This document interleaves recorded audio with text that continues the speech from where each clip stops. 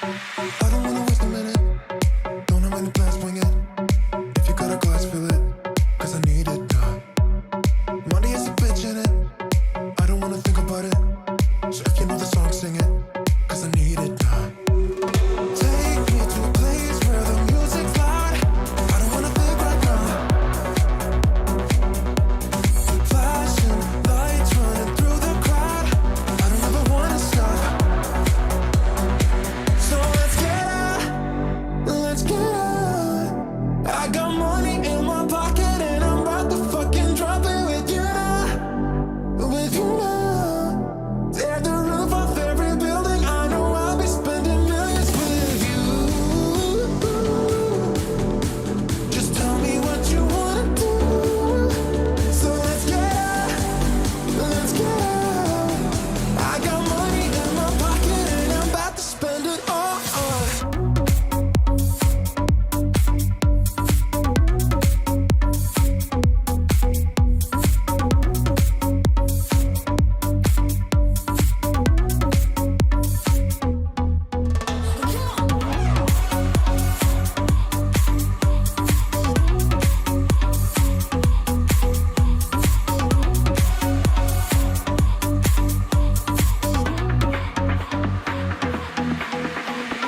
I don't wanna waste a minute. Don't have any plans, wing it.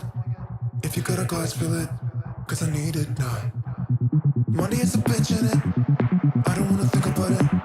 So if you know the song, sing it. Cause I need it now. Take me to a place where the music's loud. I don't wanna think right now. Flashing lights running through the crowd. I don't ever wanna stop. So let's get out. Let's get out. I got money in my pocket and I'm about to fucking drop it with you now. With you now. Tear the roof off every building. I know I'll be spending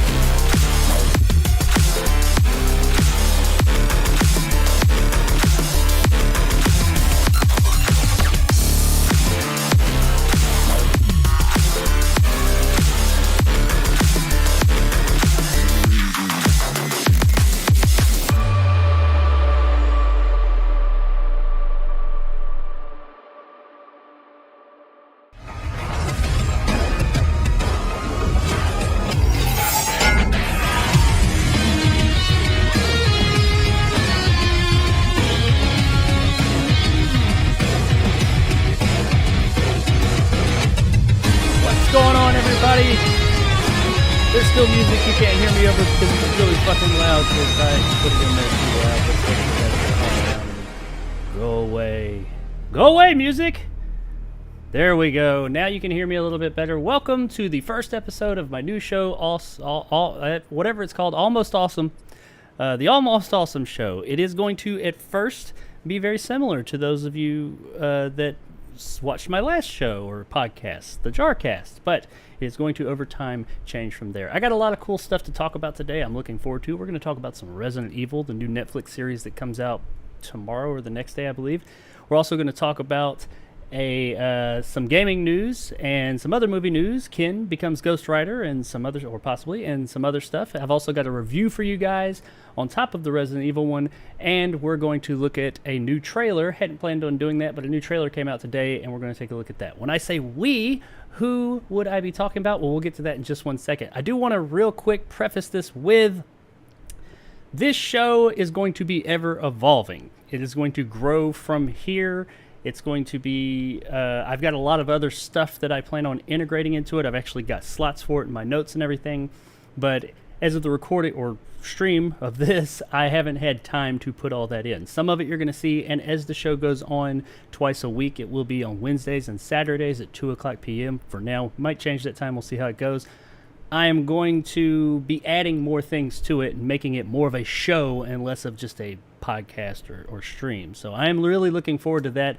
I was hoping to have a lot of that done, but it's just a whole lot of work that goes into it while also maintaining my channel. So hope you guys enjoy what I have for you today. I think you should enjoy it, or if you like my content and you like the old podcast, you'll probably like it because it's going to be similar to that. But not as many stories, and we're going to mix it up a bit. So who is we? Like I said, I'm going to try and have a guest every single episode, a different guest, maybe some of the same guests. We'll see. But this week, we have Nick from Movie Emporium. What's up, Nick? How you doing? I'm good. I felt better in certain days, but I'm good. Oh, yeah, that's right. Unfortunately, Nick almost didn't make it because, I don't know if you want to say, but Nick was... I may or may not have the COVIDs. Uh-oh. We'll just leave it at that. Yeah, I've been there. Yeah. That sucks, man. I hope that's not it. I hope you're able to, get through that. I mean, I'm sure you'll be okay. You got vaccinated and all that, and it sucks, but you tough through it. It's kind of like a really bad flu for a few days, but yeah. Oh, I'm why don't you tell everybody real quick about your channel? Those of you that don't know you, I'm sure I see some people popping up in the chat. We will get to you guys, but tell us about your channel, where you're from, where people can find your content, and what you do. Well, I'm at Movie Emporium. That's where all my channel stuff is laid. As Jacob's mentioned before in the live chats, I also have the podcast, the Fifth Dimension there. But it's Movie Emporium on Twitter and Facebook and all that good stuff. Post usual new reviews, old reviews.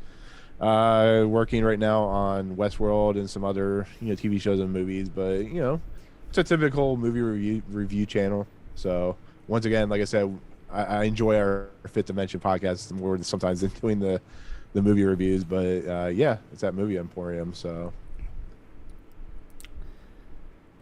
Oops, wrong button. Sorry. Oh, there. Yes. You guys check out Nick's channel over on Movie Emporium. It's a really cool channel.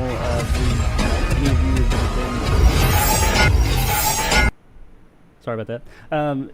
Any of you guys who have hung out on my channel for a while, you probably are familiar with Nick. He shows up in the chat quite a bit, and I do, like he said, we have the Fifth Dimension podcast, which we do weekly every Monday. So check that out, especially if you're into Twilight Zone. If not, check it out. Maybe it'll get you into Twilight Zone. So anyway, from there, just to keep things on moving, because I know I can ramble and I'm nowhere near as prepared this week as I would like to be, we're going to move on in to our first story of the week, and that will be Taika Waititi. We need to talk about Taika. This isn't one specific story so much as just Taika Waititi as a whole, and my view and possibly Nick's view of him over the past few years, the direction he's been going, and now that Thor Love and Thunder is out. Also a little bit about the MCU. I do want to throw a few things out there at you and you guys out there so that you can know where we're coming from, and then we're going to just kind of discuss and see what we think about this guy and the direction he's headed, where he came from, and all that. But for all of you guys to know, well, before I get there, let's just talk about real quick. Thor: Love and Thunder just came out. Many of you know I had issues seeing that movie, but I still haven't seen the movie. Maybe I'll see it at some point. I'm in no big hurry to see it, especially after I'm hearing about all the things that people are saying about it. I haven't heard anybody really saying it's great, but I have heard some people say it's okay. But I've heard a lot of people say it's very disappointing. Nick, what did you think? Because you did get to see it. I know you have a review out there. You guys check that out. But what did you think of Thor: Love and Thunder? Well, Thor: Love and Thunder is a movie I was highly anticipating because Taika Waititi was coming, directing and coming back for it. And then I saw the movie, and then I just felt sad. I'm not gonna lie, one of the worst movies I've seen this year. Damn. One of the worst MCU movies. I think this is worse than Thor: The Dark World. Really? Maybe if I see it a couple more times. Yeah, I think this is because it's so. There's so many problems with it when it comes to storytelling and pace and characterizations and just stuff that doesn't make any sense.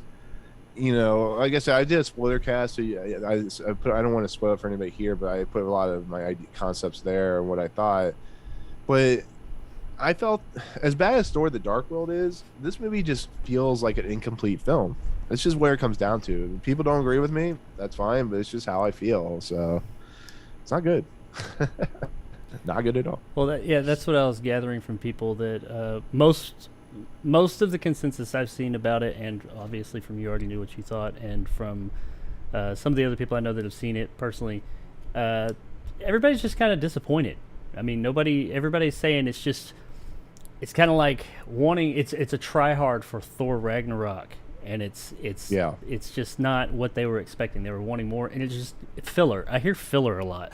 A lot of people are saying it's like a lot of just a filler movie, and we'll get to this in a minute. I kind of feel like that's a lot of Phase 4.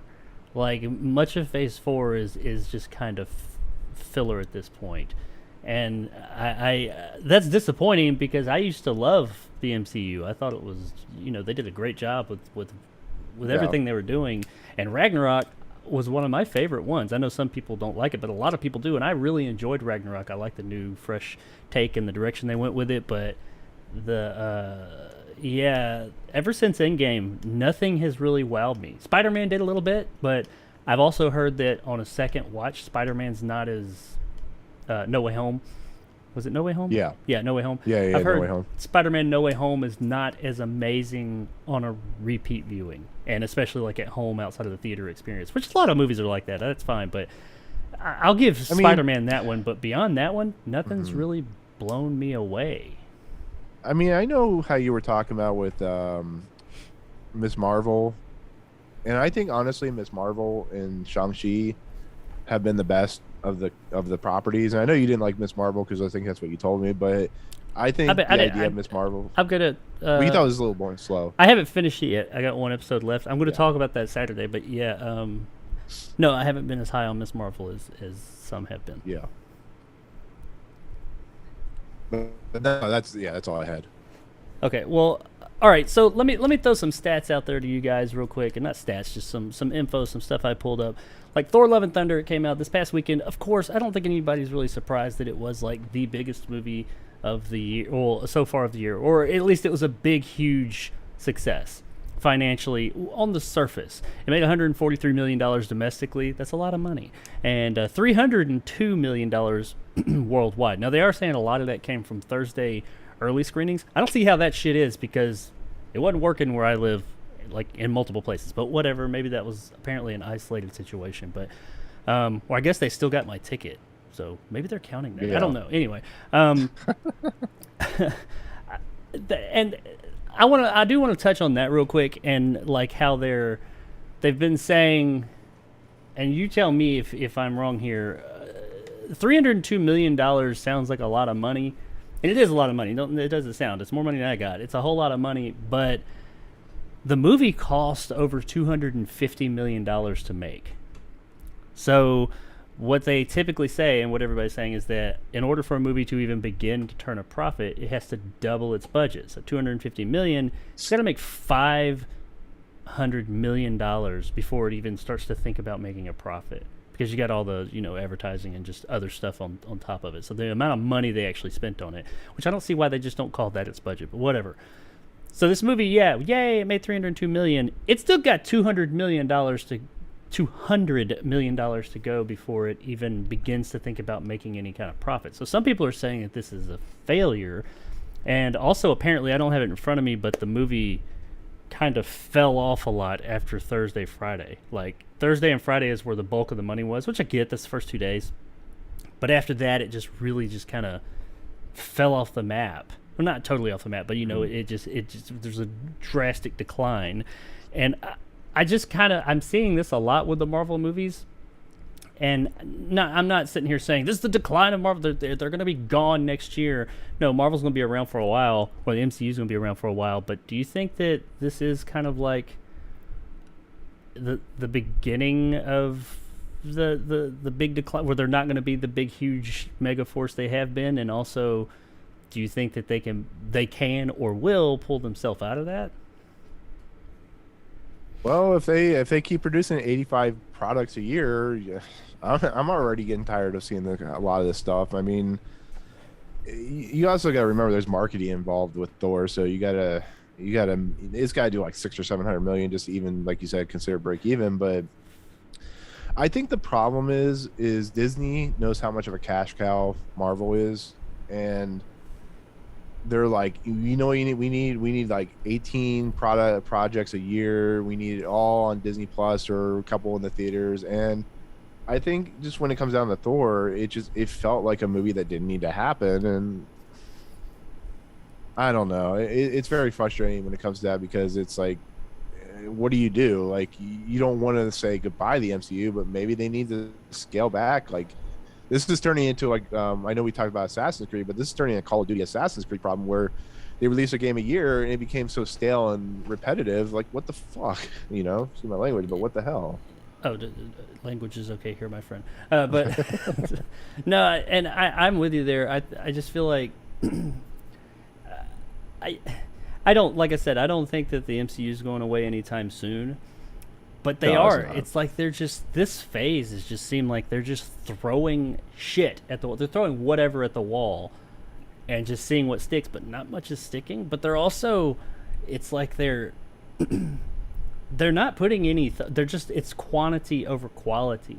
I remember like back in the previous phases, there was always stuff that was, higher and lower on the scale, but overall, I would always say, when I was like comparing DC and Marvel, I would say if you go see a Marvel movie, that you may not get like an amazing Batman, The Dark Knight Returns or whatever, The Dark Knight experience, but you're going to get a solid experience. You're going to get an experience that you're going to have a good time with. It's reliable, but I don't feel like it's as reliable anymore. When I walk into a Marvel movie now, it used to be, okay, worst case scenario, I'm going to have a good time.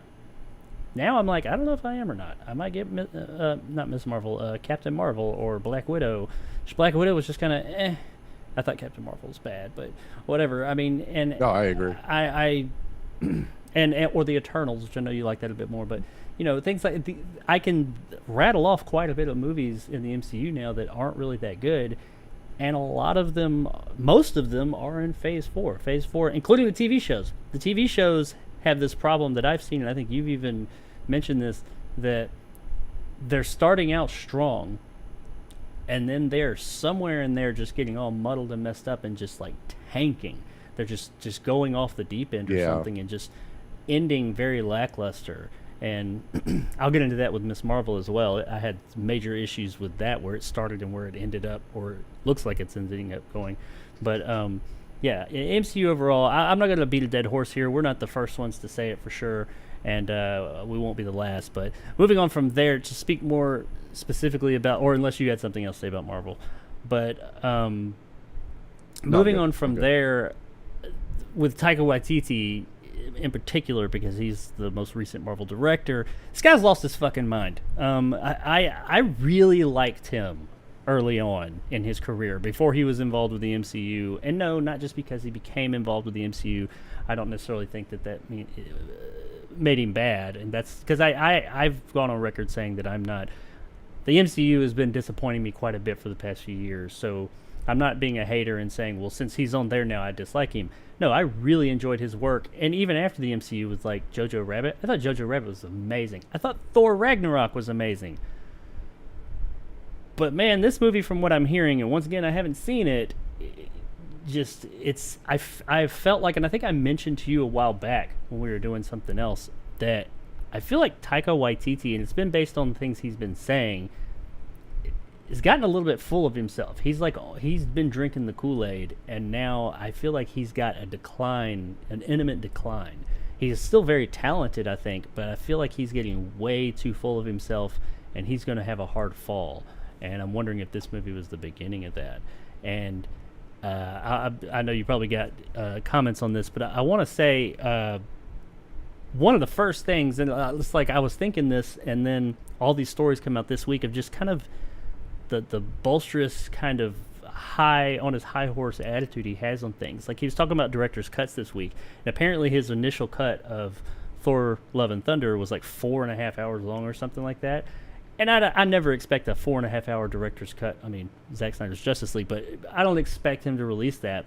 But he just came out and he's like talking about, I mean, he was quoted in saying director's cuts suck, and saying Thor, it was around 4.5 hours long. I watch director's cuts a lot of the time from other directors, and they suck, and they're just not good. And I was like, how are you gonna? I mean, I disagree with that. And as a fan of things, I like to see a property that I really enjoy seeing something extra from it, and you're just gonna like put that kind of really bold comment out there. I mean, if you don't want to do a director's cut of your movie, I don't give a fuck. That's fine. But how are you going to go and just kind of shit on everybody else that a lot of people do like director's cuts or extended editions and all that? Do they have to go to the level of Zack Snyder's Justice League? No, most of them don't. But I mean, there's plenty of movies out there that I think the director's cut was just a better cut overall, even though I understand why the theater version was cut down to what it was. And to add on to this, something you told me a few minutes ago, is that apparently, while he's saying this, there's reports now that he, and I don't have this in front of me, I can't quantify this, but I'm hearing that he was mandated by Marvel, or at least told by Marvel, you need to get it in under 2 hours. That's why it was right at that 2 hour mark, a la the original Justice League. So for him to be saying that when he's being mandated to cut this shit short, I just find that kind of, I don't know, kind of shitty. I don't like it. I mean, what were your? Do you have any thoughts on that? I really haven't said much outside. I sent that to you about what they said about Marvel, and there has been contradiction about what's going on with it. But I figured it would be interesting to talk about. Taika is one of those individuals. A lot of times, you don't know if he's joking or not. To be fairly honest, you don't know if he's telling the truth. You don't know if he's lying.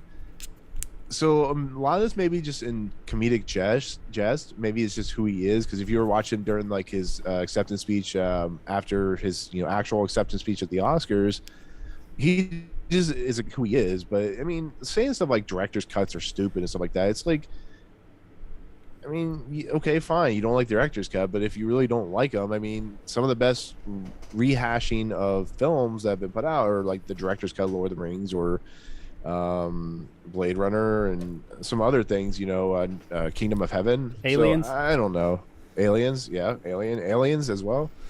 It just, I don't know, the whole Thor being under 2 hours, maybe it was for the best.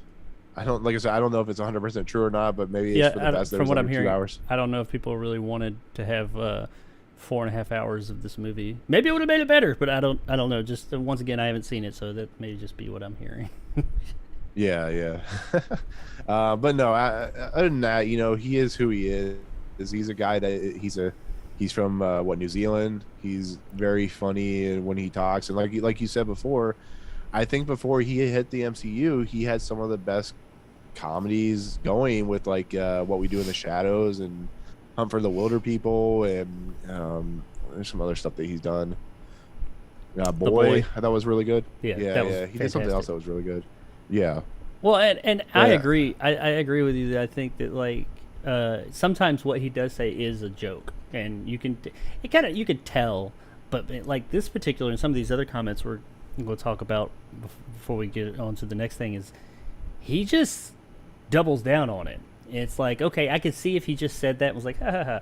But no, he like this director thing. He went on and kept on. I didn't like quote everything. He just kept on, and I mean, and well, like you said, your opinion's your opinion. That's fine if you want to say that. But there's just contradicting things. Plus, that's like shitting on other people's work. And when you're in that, that would be like me coming on and publicly shitting on another YouTuber's content. I just find that as kind of not. That's not cool. That's not good etiquette. Yeah.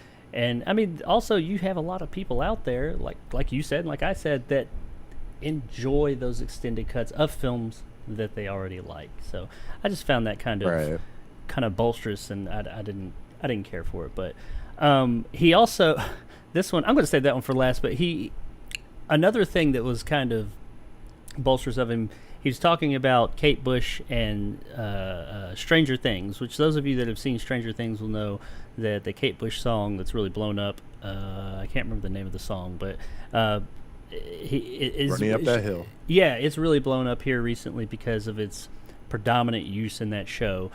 And he was asked about it because I guess he mentioned it, I'm not really sure. But his comments were, you mean how they ruined it? And now that part, or how they ruined Kate Bush. And I at first I'm like, okay, yeah, he's probably, there's a little bit in jest there. He's probably joking around. And I usually think that whenever somebody in Hollywood is talking about someone else in Hollywood. But he also went on to say that he loves that show, but as someone who feels a real ownership of Kate Bush music, I'm really annoyed, he said. I've become one of those old assholes who's like, these kids never listen to Kate Bush. They've heard one song on a TV show. They don't know Kate Bush. I know Kate Bush. And then it comes out right after that, oh, he was wanting to use that song or Kate Bush music in Thor Love and Thunder, but the Duffer Brothers with Stranger Things got to it first, so he either decided or was told that, no, not a good idea because it was just used there. So it just sounds like he's salty. It sounds like he's just kind of like, oh, you stole my song I wanted to use, and da-da-da-da. I mean, first of all, nobody said you couldn't use the fucking song, but I mean, I get why you wouldn't use it because it was used just recent, like literally a week earlier in this other big property that everybody's watching. But to come out and sit there and trash talk somebody else's property, even though you turn around and say, "Oh, I love that show," but they suck for doing this and all that. And it at first, like I said, it came across as in jest, but then it kind of started to skew on the just spoiled brat kind of thing. And it's not this comment or the one I'm going to talk about in a minute, which is more funny, and the last comment alone. It's more all the comments together are just kind of feeding into this whole thing where I feel like he's on the Taika Waititi, high. Like he's starting to think that he's this big thing like everybody's saying he is, and I don't like it. It gives me kind of a feeling about the guy, and I really enjoyed his work before, and I really liked him, and now I'm kind of I don't like the direction it looks like he's going. And usually when directors get that big and bolsterous, we have a really big fall coming soon after. And I don't know. Maybe I'm crazy. What do you think? Well, I mean, I don't know if we're going to talk about it, but there was another incident that happened this week with some other individual who made some stupid-ass comment. And sometimes these guys get their heads up their ass, Look at what James Gunn said, 15 years ago. Sometimes you say stuff that you will ultimately regret, and maybe Taika Waititi is just at a point where he don't give a shit. And I mean, I don't know. It's a weird comment to be upset by something like that, because I'll be absolutely honest with you. That would not have worked in Thor Ragnarok, the Running Up the Hill song from Kate Bush. To be fair, he may have been. It didn't specifically say it was that song. He may have been wanted to use another song. I don't know. It may have just been Kate Bush's music overall. But okay. I'm not sure from what I read if it was that song or if it was just Kate Bush in general. Which at that point I'm like, why? If it's not that song, I get why you wouldn't use that song because it was literally just used. But I mean, just use another one. But I mean, that's what led me to believe that it was maybe that song. I don't know, but I'm sorry. Go ahead. No. I was just saying, like, I don't think if that's the song he was, like you said, you kind of answered the question. Like, maybe that's not the song he wanted to use, but I don't know. like once again, I don't know if he's joking, if he's being serious, but sometimes people put their foot in their mouth, and sometimes it makes them look like pretentious a-holes, and I don't know. Like I said, if Thor may have been better, maybe I can get on the train with some of the stuff, but I don't know anymore when it comes to Taika. Yeah. Yeah, I hear you. The last little thing about Taika, and we'll go on because we're actually going on longer about him than I had planned, but I thought this was funny, but at the same time, it's almost like, how do you miss this?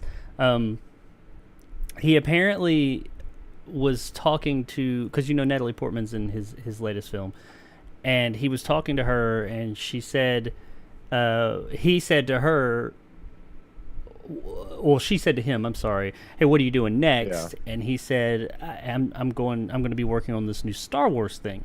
And then he asks her, have you ever wanted to be in a Star Wars movie? What? What?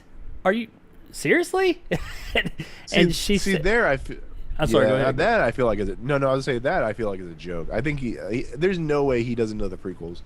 Like, that would almost be like you're living under a rock. A guy who's one of the biggest directors in Hollywood is going, wait, you were in a Star Wars? I'm like, really? Do you actually, are you actually trolling us right now? It doesn't make any sense. But if he didn't know that, what the fuck? Well, yeah, and he did say, like, because she's turned to him apparently and was like, I've been in Star Wars movies. And apparently that's when he had the real, oh shit. He had that oh shit moment of, oh, that's right. You were Princess Amidala. Like, he explains it that, like, he wasn't joking when he said it. He did genuinely forget that she was in it. He did not know. He just forgot that she wasn't in it. I just don't know how you fucking forget that. I mean, when you're talking to the person. I'm sitting here talking to Natalie Portman, and I'm like, hey, what do you want? I'm working on a Star Wars thing. I would just put two and two together. And maybe it was just a moment. We all have dumbass moments. I get it. And this one was publicized. Well, like I said, this was more I just thought was kind of funny. Like, if this was the only story, I wouldn't even be talking about it. But it's just like all the other stuff. I just lumped this in there because I thought that was fun. How do you forget? Yeah. Fucking Star Wars, dude. What the fuck? But just overall, and this could just be a fucking moot point at this. Like I said, this isn't so much a story. This is just kind of my thoughts, and I just feel like Taika's headed down a road that I'm not happy to see because I really do think he's made some fantastic work in the past. But it seems like maybe that could possibly be coming to an end. Maybe if he got out of the MCU and he wasn't so, and maybe that's what he needs. Maybe he needs to have a big failure, like that just rock bottom failure, so he can come back up and, Phoenix from the ashes rise again. I don't know, but something needs to happen because the guy's he's just the past couple of years, he just seems like he's drinking the Waititi Kool-Aid. But anyway, moving on from there, we're going to get into our second story of the day. This one will be a bit quicker. It is similar, in part of it is similar in nature to the last one.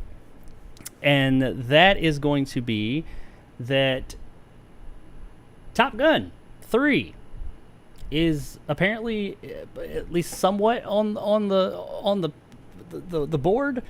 Possibly, it's not necessarily happening, but Miles Teller was telling somebody that it would be great, but that's all up to Tom Cruise. And he said it's all up to Tom. I've been having some conversations with him about it, though, so we'll see. Which, I don't know how I feel about that. And there's more to this, not this story, there's more to Top Gun, and we'll talk about in a minute, but I don't know how I feel overall about there being another. I loved Maverick, by the way. I thought Maverick was one of the best movies of the year. It will absolutely be, unless the rest there's some shit coming that we don't know about, it will be in my top 10 of the year for sure. So, I was blown away by it because I thought the original Top Gun was just fine. That was, nostalgic, but I thought, I have a review of it, you have a review of it, everybody has a review of it, go check those out. But I thought it was fantastic, but I also don't really see the need for a third Top Gun. I guess I kind of put faith in Tom Cruise, because the guy's, regardless of what you say about it, well, depending on who you are, we'll see in a minute, I think he makes good choices. The guy's pretty solid. When he comes out with a movie, it's going to be, they're not all like, the best movies but they're all very entertaining, and he's a good entertainer, so I think he makes good choices. But I just don't see. Granted, I didn't see where Top Gun Maverick could go either, and I was blown away by that. So maybe I'm the idiot here, and there's another story there that could blow us away just as much. But I don't. Right out, just hearing this, I'm like, no, we don't need that. Just leave it alone. Leave us with that legacy sequel and move on. Don't sully a good thing. What are your upon hearing that they could possibly be making a third one? What do you think of that? Well, congratulations to Top Gun, now grossing higher than Titanic. Apparently Paramount's highest grossing film of all time, which I never expected. It made more. It's made more than Titanic. Yeah, I think it's real close. It's only like $30 to $40 million away from Titanic. Like worldwide or just domestically? No, domestically. Oh, okay. No, okay. It has a while for domestic. No, domestic, but still, who the hell thought Top Gun Maverick would domestically make $600+ million? Oh, hell no! I never thought that. But I thought you were talking about worldwide because Titanic is one of the highest grossing films of all time. I was like, holy fuck, really? But yeah, that's great. So sorry, I hadn't heard that. Sorry. Top Gun 3, Tom Cruise at this point can do whatever the hell he wants. If he wants to do a Top Gun 3, even Miles Teller says it. If he wants to do a Top Gun 3, he's going to do a Top Gun 3. He's worried about Mission Impossible right now.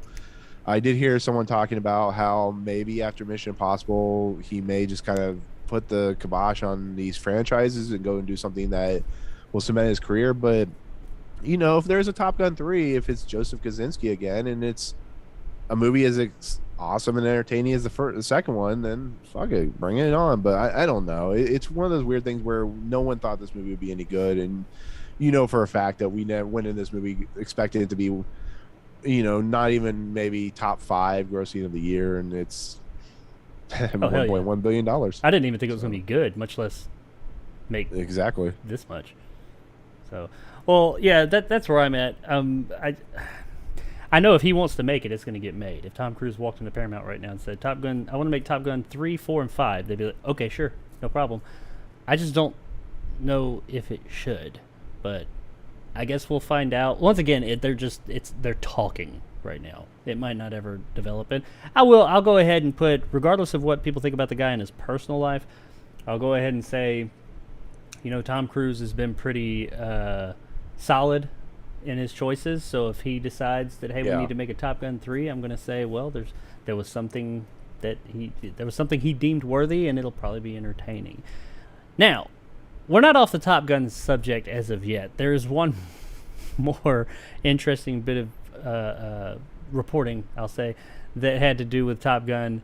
And it's similar to what we talked about with Taika Waititi, but this is from a totally different person in Hollywood, and I thought this was kind of funny. Apparently, Mickey Rourke is chiming in on not just Top Gun, but Tom Cruise. And this part, I do want to read this. I said I wasn't going to sit here and just read stuff, but I want to read this just so I get it all right. Mickey Rourke was being interviewed, who knows why, but he says of Tom Cruise, the guy's been doing the same effing part for 35 years. I got no respect for that, said Rourke about Cruise making a Top Gun sequel. I don't care about money and power. I care about when I watch Al Pacino working, Chris Walken and De Niro's early work, and Richard Harris work, and Ray Weinstein's work. He continued, that's the kind of actor I want to be like. Brando back in the day. The kind of guys who tried to stretch as actors. Well, you're not that right now. When Rourke was asked by Morgan if he thought Cruise was a good actor, he replied, I think he's irrelevant.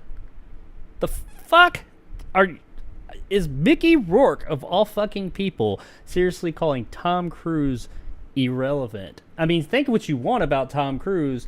You can't call the guy irrelevant. Are you fucking kidding me? And Mickey Rourke? Where the fuck have you been? Last movie I watched you in was that one with Michael J. White, which I love him, but you were... What the fuck was that? Nobody knows what I'm talking about unless you watched my review of it, because nobody saw that fucking movie, because it was shit. It was terrible.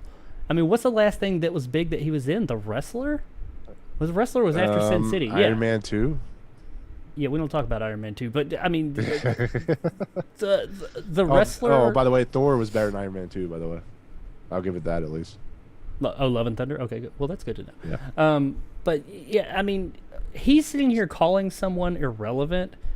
Not to mention that the person he's calling irrelevant is literally one of, if not the biggest movie stars alive now for sure, but in history, for damn, he's got to go down in the history books. I mean, it's Tom fucking Cruise. How's Mickey Rourke calling him irrelevant? Plus, going back to what I said about Taika Waititi, that's just not cool, man.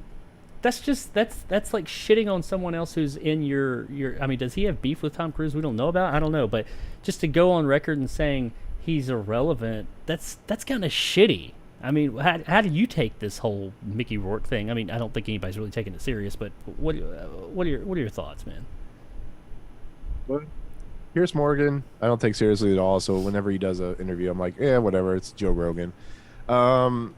This nonsense makes me laugh because if there's anything that Tom Cruise has never been, outside of that small period when he was jumping on the couch and stuff like that, is irrelevant.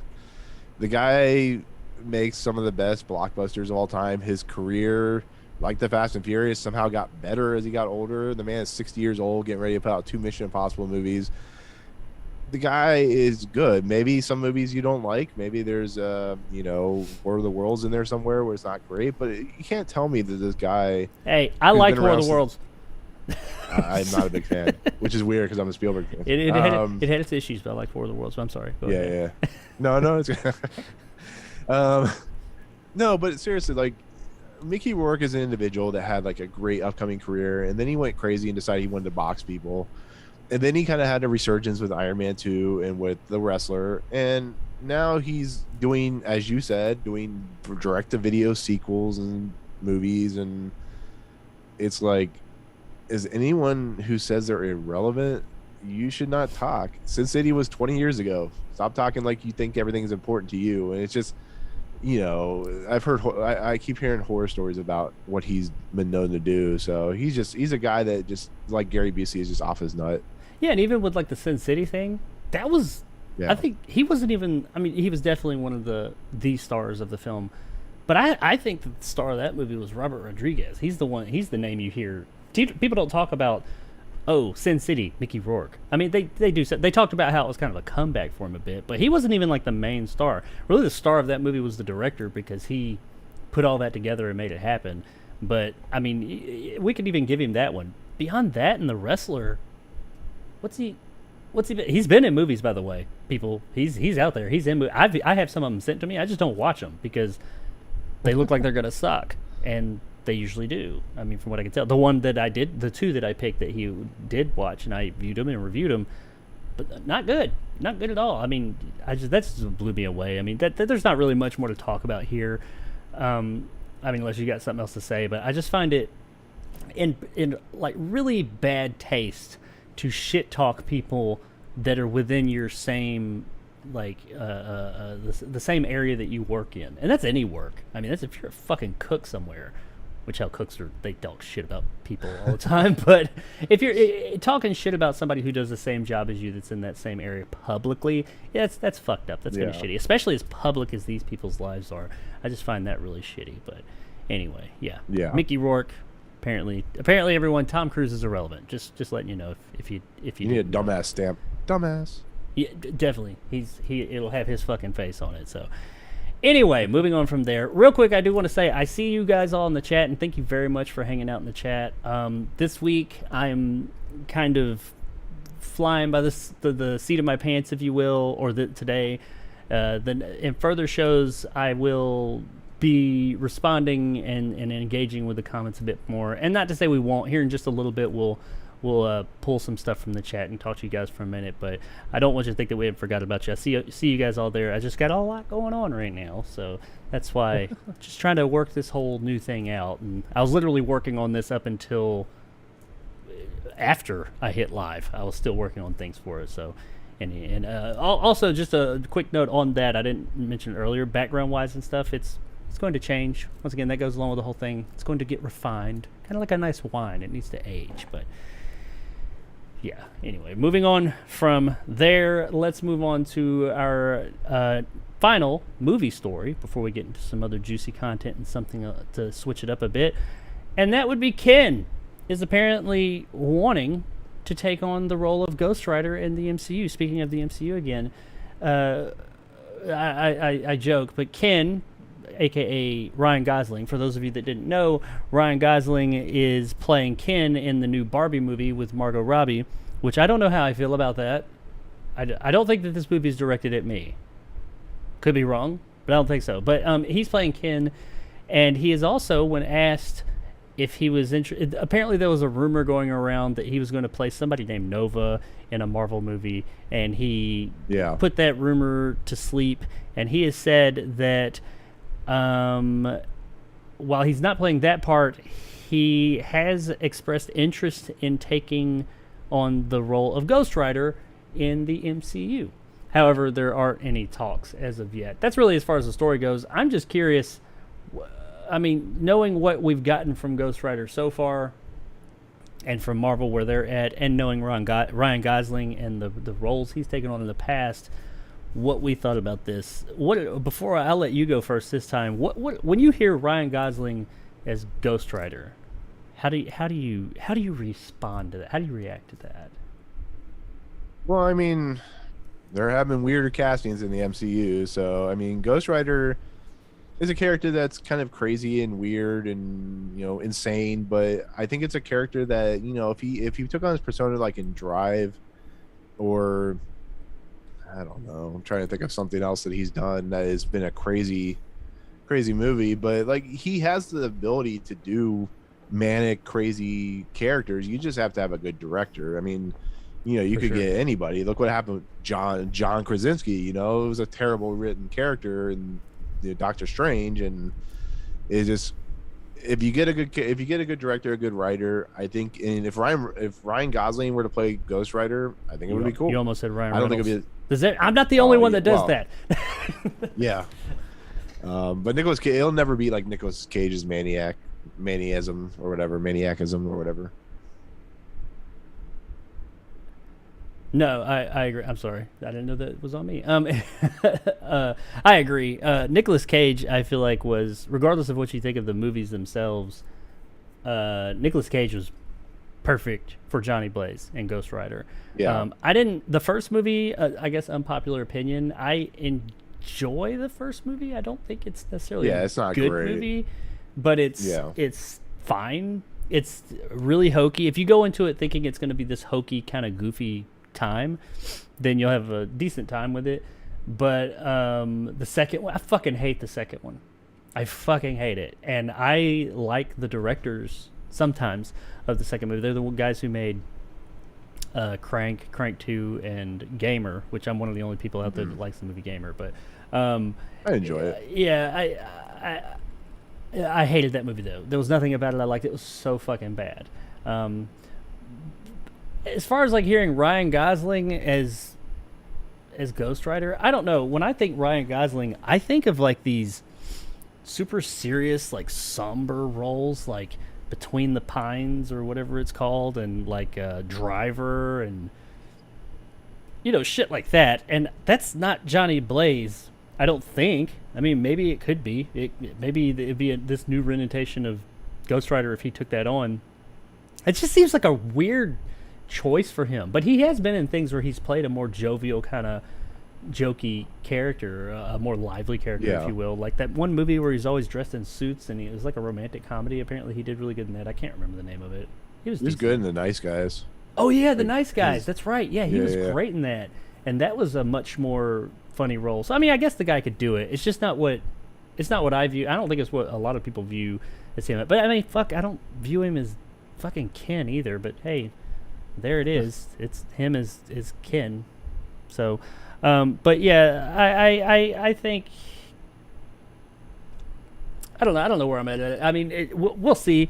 I don't have a lot of faith in the MCU at this point, honestly. So regardless of who the hell they put in place there, I know I'm at the minority there.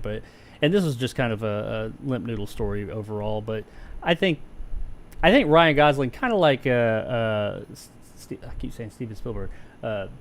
Tom Cruise is very reliable. Yeah. He's not always in the best movies, but he usually picks pretty interesting movies, and he's always really good. So I think that, you know, if he does become Ghost Rider, I'll be interested to see it, because that would be a very interesting bit of casting for sure. But I don't know. That's really about all I've got to say about Ryan Gosling and playing Ghost Rider. Unless you have all something I got else to say about that. Yeah, that's all I got to say about that too. All right, so from there, ladies and gentlemen, we're going to break things up a little bit here real quick before we do have a couple of other little stories concerning some other things in the entertainment world. But before we get to those, I did want to say, if you are interested in supporting this channel and this show, check out my Patreon. It's over on patreon.com. Look up Jacob Anders Reviews. Excuse me. I'm going to be updating that and changing a few things around here or there with that. Some of the tiers and some of the things you get and some of the yada yada yada to coincide with this show as it goes on, as this show hopefully blossoms into something bigger. So look forward to that. If you're interested in supporting the channel, though, go over there. Not to say you have to, but I would really appreciate it. I do plan on opening up memberships on this channel on YouTube here soon, trying to wrap my head around those and how they work. They're available to me, but they're not open. So if you feel more comfortable with doing something like that, that is coming soon, just FYI. Okay, so I got something here to show you guys. I said that the show wasn't going to be like my last one, and here we go. I got a review for you guys I'm going to show. It's just a fairly short review of a movie I watched the other day that I was pretty excited about. I'm not going to talk too much about it. I'm going to let myself do all the talking. And this review will also be live on my channel as of probably tomorrow. But here you go real quick. Here's a review of a new movie that, well, it's newish. It actually came out in May, but it's just available. I think it came out in theaters. It's called Duel. Have you heard of this movie, Nick? Do you know anything about Duel? Did you see Is this the Karen Gillan film? Yes. Yeah. Yes, I've heard of it. I actually saw it in the theater. Oh, so you did? Yeah, you've heard of it because you saw it. Okay. Yeah. Did you do a review? I want to say you asked me about I did. It might not be. I'll make my. I'll let you know what I think of it after yours, because I don't know if you liked it or not. We'll talk about it briefly after my review here. So here's the world premiere of my very late review, apparently, because it came out last month. But hey, I just got to see it now. Here's the here's my review of Duel. Enjoy. So when I first saw the title of this movie, I thought maybe it was a remake to Steven Spielberg's 1971 classic. But nope.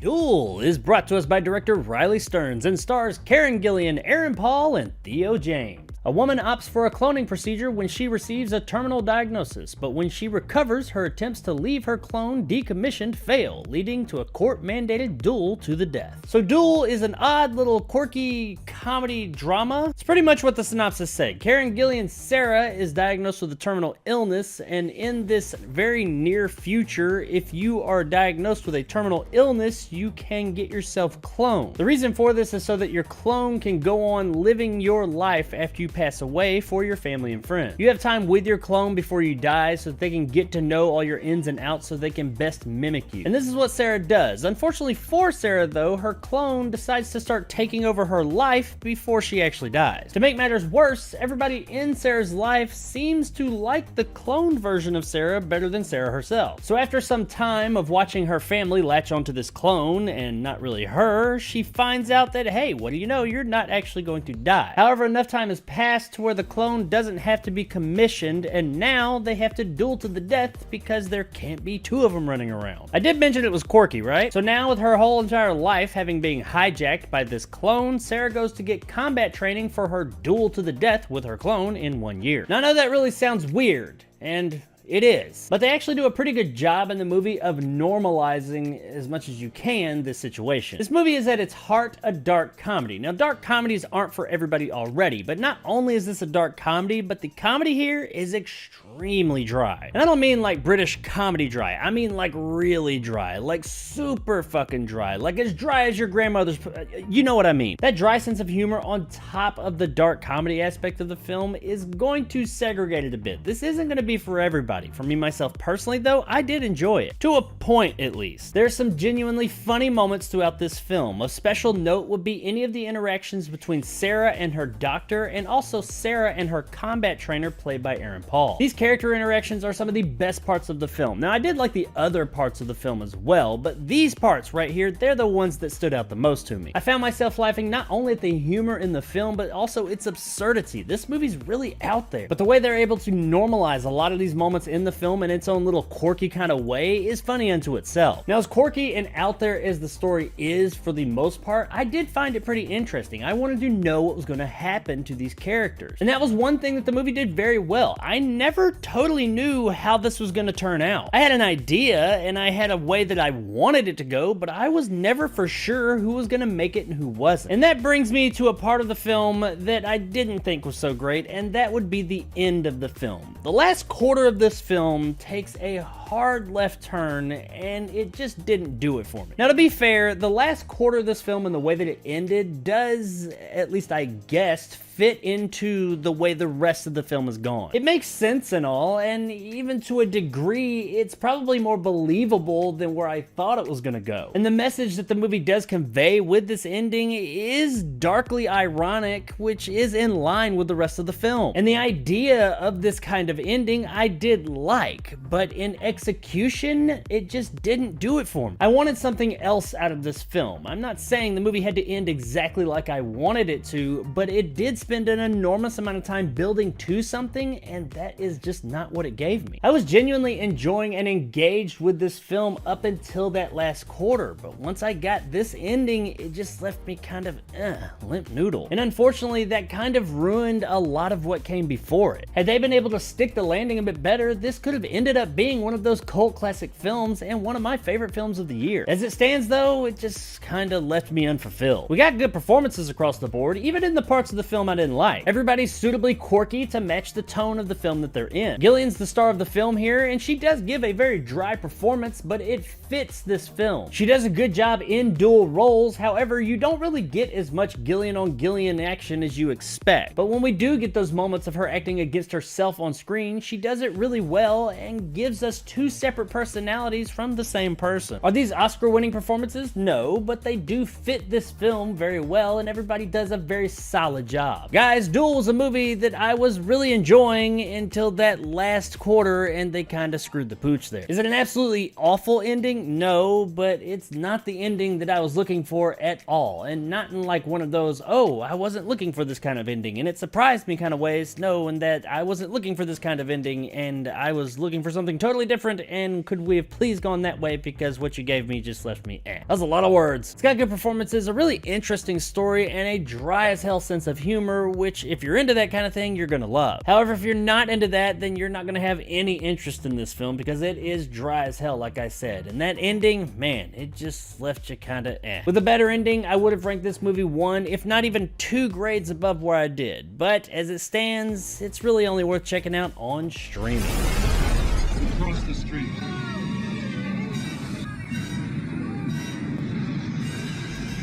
Man, that sucks, because I really was liking this movie. But damn, right there at the end, they just totally fumbled the ball. So if you're into dark, super dry comedy, then check out like the first 3/4 of this film and just make up your own ending after that. You'll be better off and have a better experience overall. So there it is, guys, my review of Duel. If you enjoyed and want more content like this, hit that subscribe button and help my little channel grow. If you want to help out the channel, check out my Patreon in the description below and become a jarhead and get some of the awesome benefits to go along with that, like these guys. And possibly check out my top tier and become a bad motherfucker like my man Silverlock and Marge G. If you liked what I had to say, give me a like. If not, let me know in the comments below why. And as always, stay sexy, nondescript European American city of the future. I really value your friendship. I'll miss that when you die. Speaking of which, Any updates? So I noticed while I was recording, I got like this thing going on right here on my stomach, and I really wasn't sure what it was. I'm sitting here trying to figure it out, and then it dawned on me.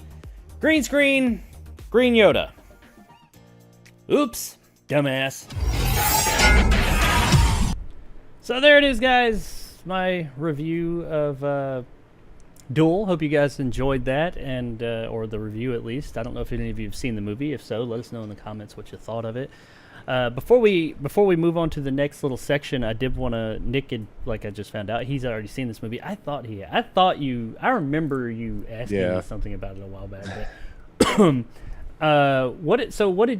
those were my thoughts. What were your thoughts on Duel? You guys check out Nick's review. So when I first you check out his review on his channel as well, but what were your thoughts on Duel? I was really excited for Duel because it was Sundance. Riley Stearns came out with a movie called Faults with Mary Elizabeth Winstead, and thank you for reminding me what her actual last name is. I really enjoyed it, so I was looking forward to this. Karen Gillan, Aaron Paul, stuff like that. Mm-hmm. Then I watched the movie, and it's meant for a certain type of audience, to be fairly honest. It's meant for somebody who can see past the goofiness of the movie, and I just couldn't. About this movie, like, it hurt my brain. It's like when you go in and you watch a movie and you're like really excited and you realize this is Thor: Love and Thunder all over again, where you're just like, what happened? Why does my head hurt? But I don't know. It's a movie that's not going to be for everyone, like you said. It's a movie that you partially enjoyed, I think, from what I saw in your review. I like that kind of dry humor, that super dry humor and dark comedy. Yeah. Like you said, it ain't for everybody, but I enjoy that kind of humor sometimes. And I liked the quirkiness of the whole movie. I liked where it was going. But man, in that final quarter, it just, and I think you know what part, I don't want to spoil it for people, but what part I'm talking about, when it takes a turn, this was totally unfulfilling. Like the last 10, 15 minutes of that movie, I did not like, I borderline hated. I borderline hated that shit. I had no interest in it after that, and I was like, fuck this. The Aaron Paul stuff was really bad. Like, I know he's supposed to be like, it was supposed to be in the vein of like Foot Fist Way or Napoleon Dynamite with his humor, with like his character, but it's like, he's barely in the fucking movie. I don't know. It's one of those movies I try to forget about. I actually like the Aaron Paul stuff. I know some. Did you? Yeah. That's fine. I mean, that's just me. I like Aaron Paul as an actor, but it's like, I just couldn't. Yeah, I couldn't get on board. So that's me. Yeah, I get it. I mean, like I mentioned, this movie is not going to be for everybody. It's not going to be for most people, especially with its humor and everything. But if you do, in my opinion, if you do watch it, just watch the first 3 quarters, and when it gets to a certain part where 2 characters go on a trip, if you will, just stop, and just make up your own ending. Just stop right there. I'll tell you, and just make up your own ending from there. What were you saying? I'll tell you what this movie reminded me of is John in the Hole, which is a movie that had Dexter in it. Have you seen this movie? Yeah, I reviewed it. It was fine, and like the ending, it's like, what the hell just happened? And that's the same thing here. It's like, what the hell is going on? The ending was just like, yeah, okay, I'll agree with you go there. Pee now. I'll agree with you there. The end of this movie was like John in the Hole, because John in the Hole was another one I enjoyed to a point. I liked it, but then it went off the fucking rails. And also there was that whole thing in the middle portion of the film with like the little girl and the mom and all that. Whatever, we're getting off topic, but that movie was another one that was spoiled by the ending. And unfortunately, you can have a movie that has like a bad ending and or doesn't quite stick the landing, but it's still an enjoyable film. This one and John in the Hole, just they weren't the ones, not for me at least. Yeah. I didn't do it for me. But anywho, moving on from there, we're gonna be, as those of you that paid attention to all the stuff I was putting out about this show, and also the when I was talking about it in live streams and other media I've put out there leading up to this, I am going to be not only talking about movies here. We're going to talk a little bit of gaming not as much. It's going to be a little bit shorter. I know most of my audience is interested in film, so this will be a fairly quick thing. But there were some things, I think I tried to pick some stories that even people that aren't in the gaming scene can get and understand. And the first one we're going to talk about is the Last of Us Remake, which those of you that aren't familiar, The Last of Us is an extremely popular game that came out in 2013, I think it was, on the PlayStation 12, 13, 3. somewhere around there. Yeah, it came out on the PlayStation 3. I have never played this game. I actually just bought it because I just got a PS3 for the first, actually today, as I was preparing for this. It came in the mail on my conquest to own all the consoles. So I just got a PS3, so I'm finally going to play this game eventually. But I've heard nothing but good things about it. I've heard it's a fantastic game. But they're remaking it. Now, my understanding is that they already remastered, if you will, this game for the PS4, and a prettier, updated version came out just a couple of years ago, or a few years ago, or something like that.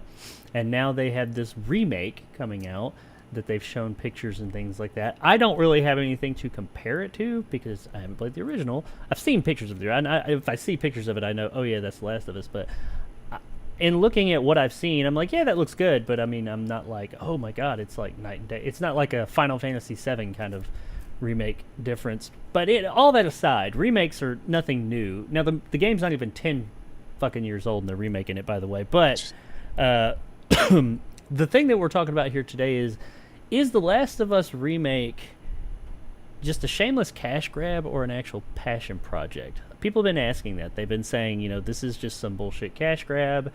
There's no real reason for it. All they did was up a couple of... because there's been a Last of Us 2 since then, and apparently they use a lot of the models or the technology from that second game and kind of just copy and pasted. I know that's not all they did, but that's what people are saying. They more or less copy and pasted all the assets from 1 over to 2, so they've just got a Last of Us 2 version of Last of Us Part 1. And that's why people are saying that this is kind of a shameless cash grab. And one of the people that's involved with the game came out, and he has said, I think he was an artist on it, he says, actually, it's the most meticulously built and crafted project that I've ever seen or been a part of in my entire career. Now, I do want to notice or mention, they don't say what this person's career is. Maybe the only thing that this person's been involved in with this game. So, I don't know.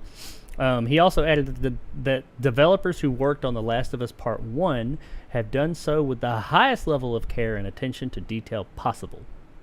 And he also reacted to how The Last of Us Part 1 is priced at $70, which, by the way, that is I'm not going to say it's the new premium, but that is what some games are going for now, and that's been a whole shit show unto itself, is whether games are worth $70. Yeah.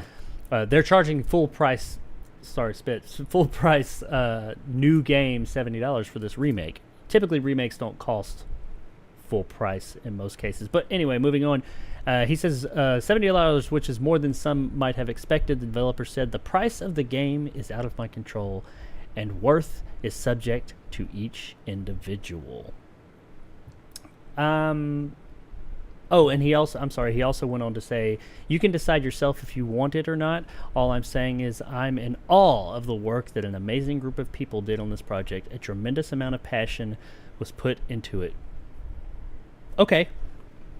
I'm sure you are, because you worked on it.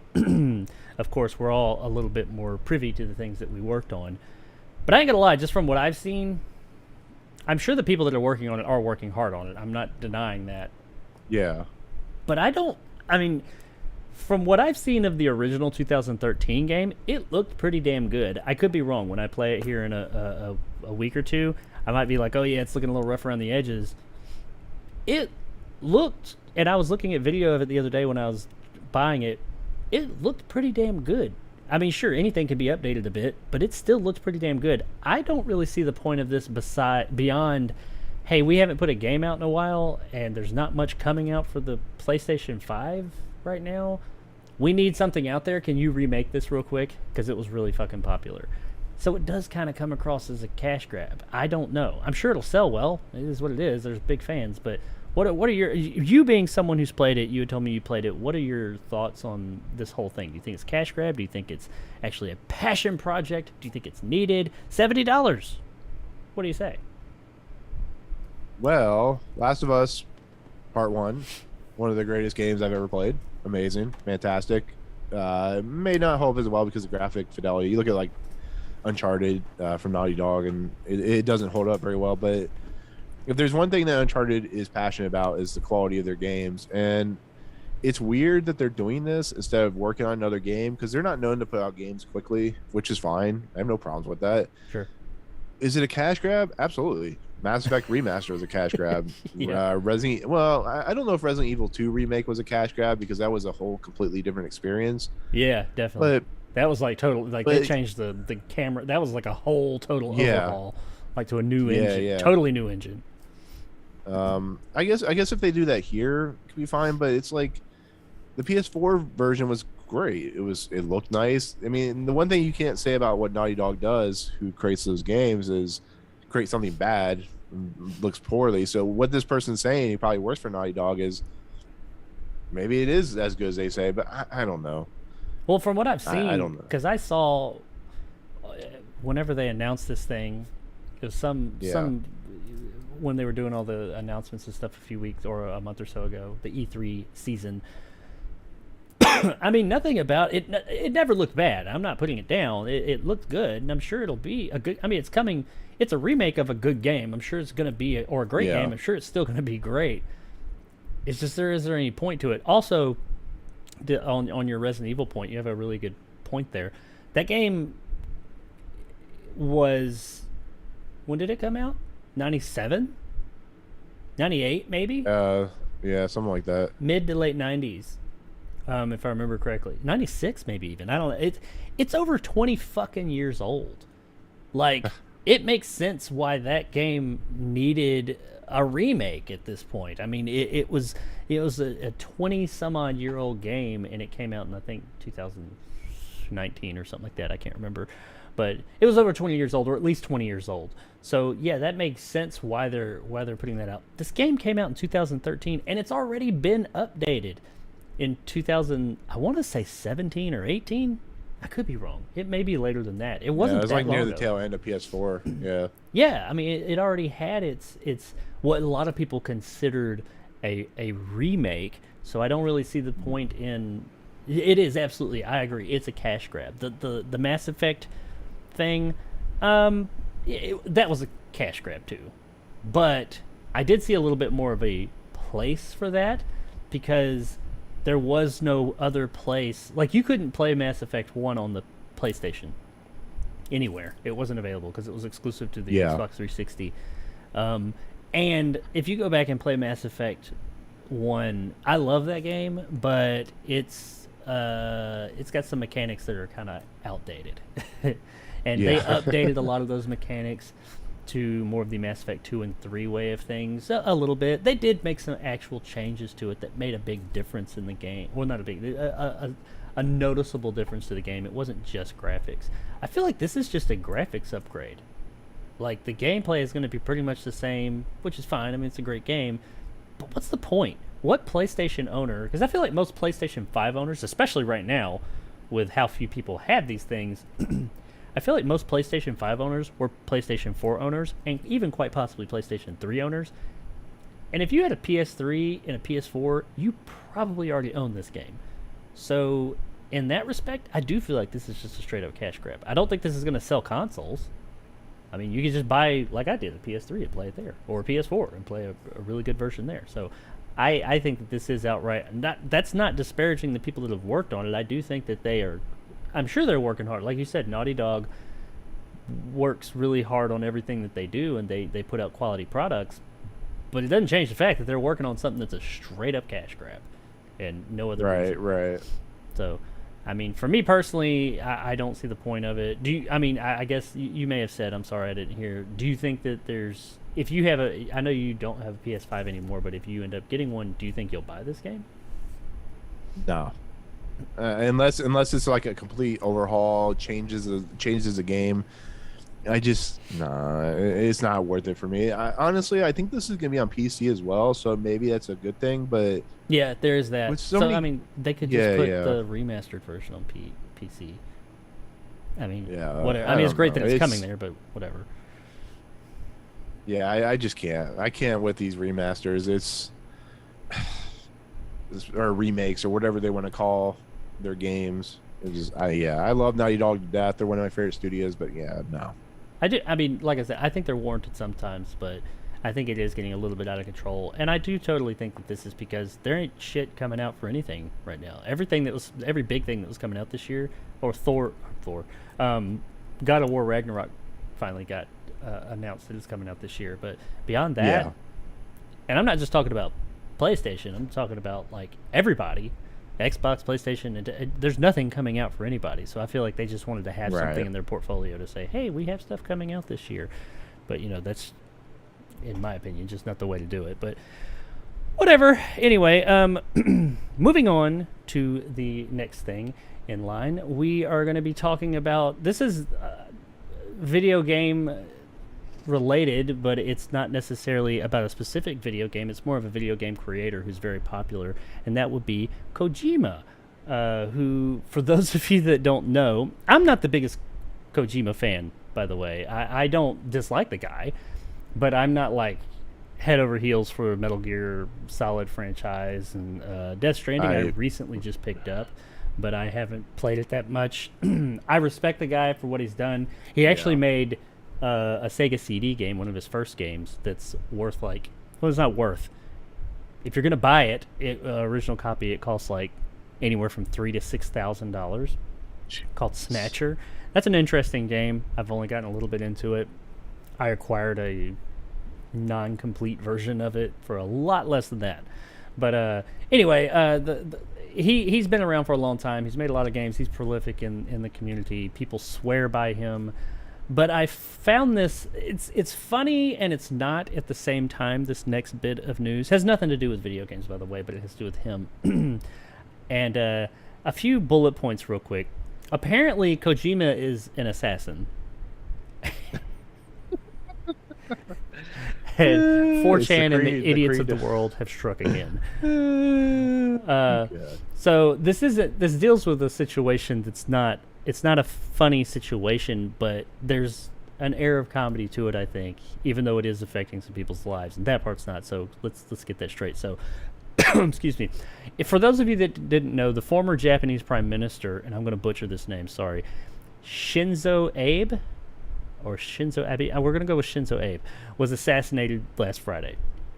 So he's the former Prime Minister, and he died on July 8th. After he was shot at a campaign event. The Japanese police arrested a 41-year-old man named Yamagami Tetsuya following the shooting. Okay, cool. Now, there have been reports from some major outlets such as PC Gamer and others, and Vice and things like that, that shortly after the assassination, a post appeared on message board site 4chan placing a picture of Kojima's face next to a photo of the suspect. Now, I don't know. I haven't found this photo, so I don't know if maybe Kojima looks like him or what. Honestly, it's fucking 4chan. So somebody was just making a fucking joke or a bad joke or what. It's 4chan. That's all. There's the reason. It's fucking 4chan. That's why. Anyway, from there, not the end. Go to fucking the asshole of the internet known as 4chan, and you'll find all kinds of weird shit. Nothing new there. But this claim that Kojima was linked to the assassination circulated online and was shared in a now-deleted tweet by French politician Damien Reu. I could be butchering that as well. And also Vice, which owns quite a few news outlets, by the way, reported news in Greece and Iran, shared images of Kojima in connection with Abe's assassination following Reu's initial tweet. And by the way, it's also since come out, Kojima and his studio and his reps have come out and said that we're thinking about taking legal action. This is not cool, blah, blah, blah, blah. Mainly, not at the people who initially made, because you'll never find who did it on 4chan initially, but because it's being retweeted and sent out and sold as fake news. Now, also, this Damien Reu, the politician, he did come out and say, hey, sorry, I didn't realize after all this shitstorm happened. He came out and said, sorry, I didn't realize that this was not real. He shared it thinking it was real. But so did Vice. Everybody's like rallying on this guy. I have no idea who he is, what side he weighs on. I don't care. I'm not here to talk about the politics of it. But Vice, they also put it out there, like as news. So he wasn't the only one, even though everybody's focusing on him. It was just put out there that the Kojima from Kojima Studios, the famed video game developer, which has nothing to do with that. And he's not even the same. This is the Chinese prime minister. Oh, I'm sorry, it's Japanese prime minister. It is the same country, my bad. Yeah. But he assassinated this guy, and it just kind of blew up all over the place online. And people were wondering what is going on here. But I thought it's fucked up that these things were said about him, because I don't know how Japan deals with this information. And that probably was difficult for not only his image, his family, things like that. That's fucked up, but that's not cool that it went that far. It was a stupid-ass mistake that these dumbass people, this politician and all these other media outlets, picked up this fucking ridiculous... I don't even know if they knew who Kojima was when they put the picture up there, but this ridiculous thing. They didn't even vet anything and just put it out there. The politician I kind of get. He tweeted it.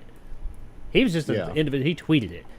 It's still dumb, but I mean, being in the public eye. But Vice, you're a fucking news outlet, and not only did you put it in your news and put it out there, you put it out there in multiple outlets. You didn't vet any. It is your job to vet shit, and you didn't. But anyway, that's all. I mean, and the assassination of this gentleman also. Don't know anything about him, but that's sad. But just the fact that 4Chan again has duped the world. This is not the first time they've done this, by the way. This is not this specifically, but this is not the first time that 4Chan, like some big thing happens, comes out to be bullshit, and when they finally figure out where it started, it always fucking started at fucking 4Chan. So I just found this. Everybody's trying to point fingers and point blame and say that it's their fault and it's their fault and I didn't do it. But no, it's all your fault. You're all fucking stupid. You all fell for fucking 4Chan again. 4Chan is laughing its collective ass off at you because you fell for this dumbass shit. I don't know. Did you hear about any of this? What are your thoughts about the asshole of the internet, 4Chan, and its these dumb motherfuckers? I can't say that I'm not surprised. I actually didn't know about this till you told me today about it, to believe it or not. I did hear Kojima's going to be suing for this happening, which I don't blame him.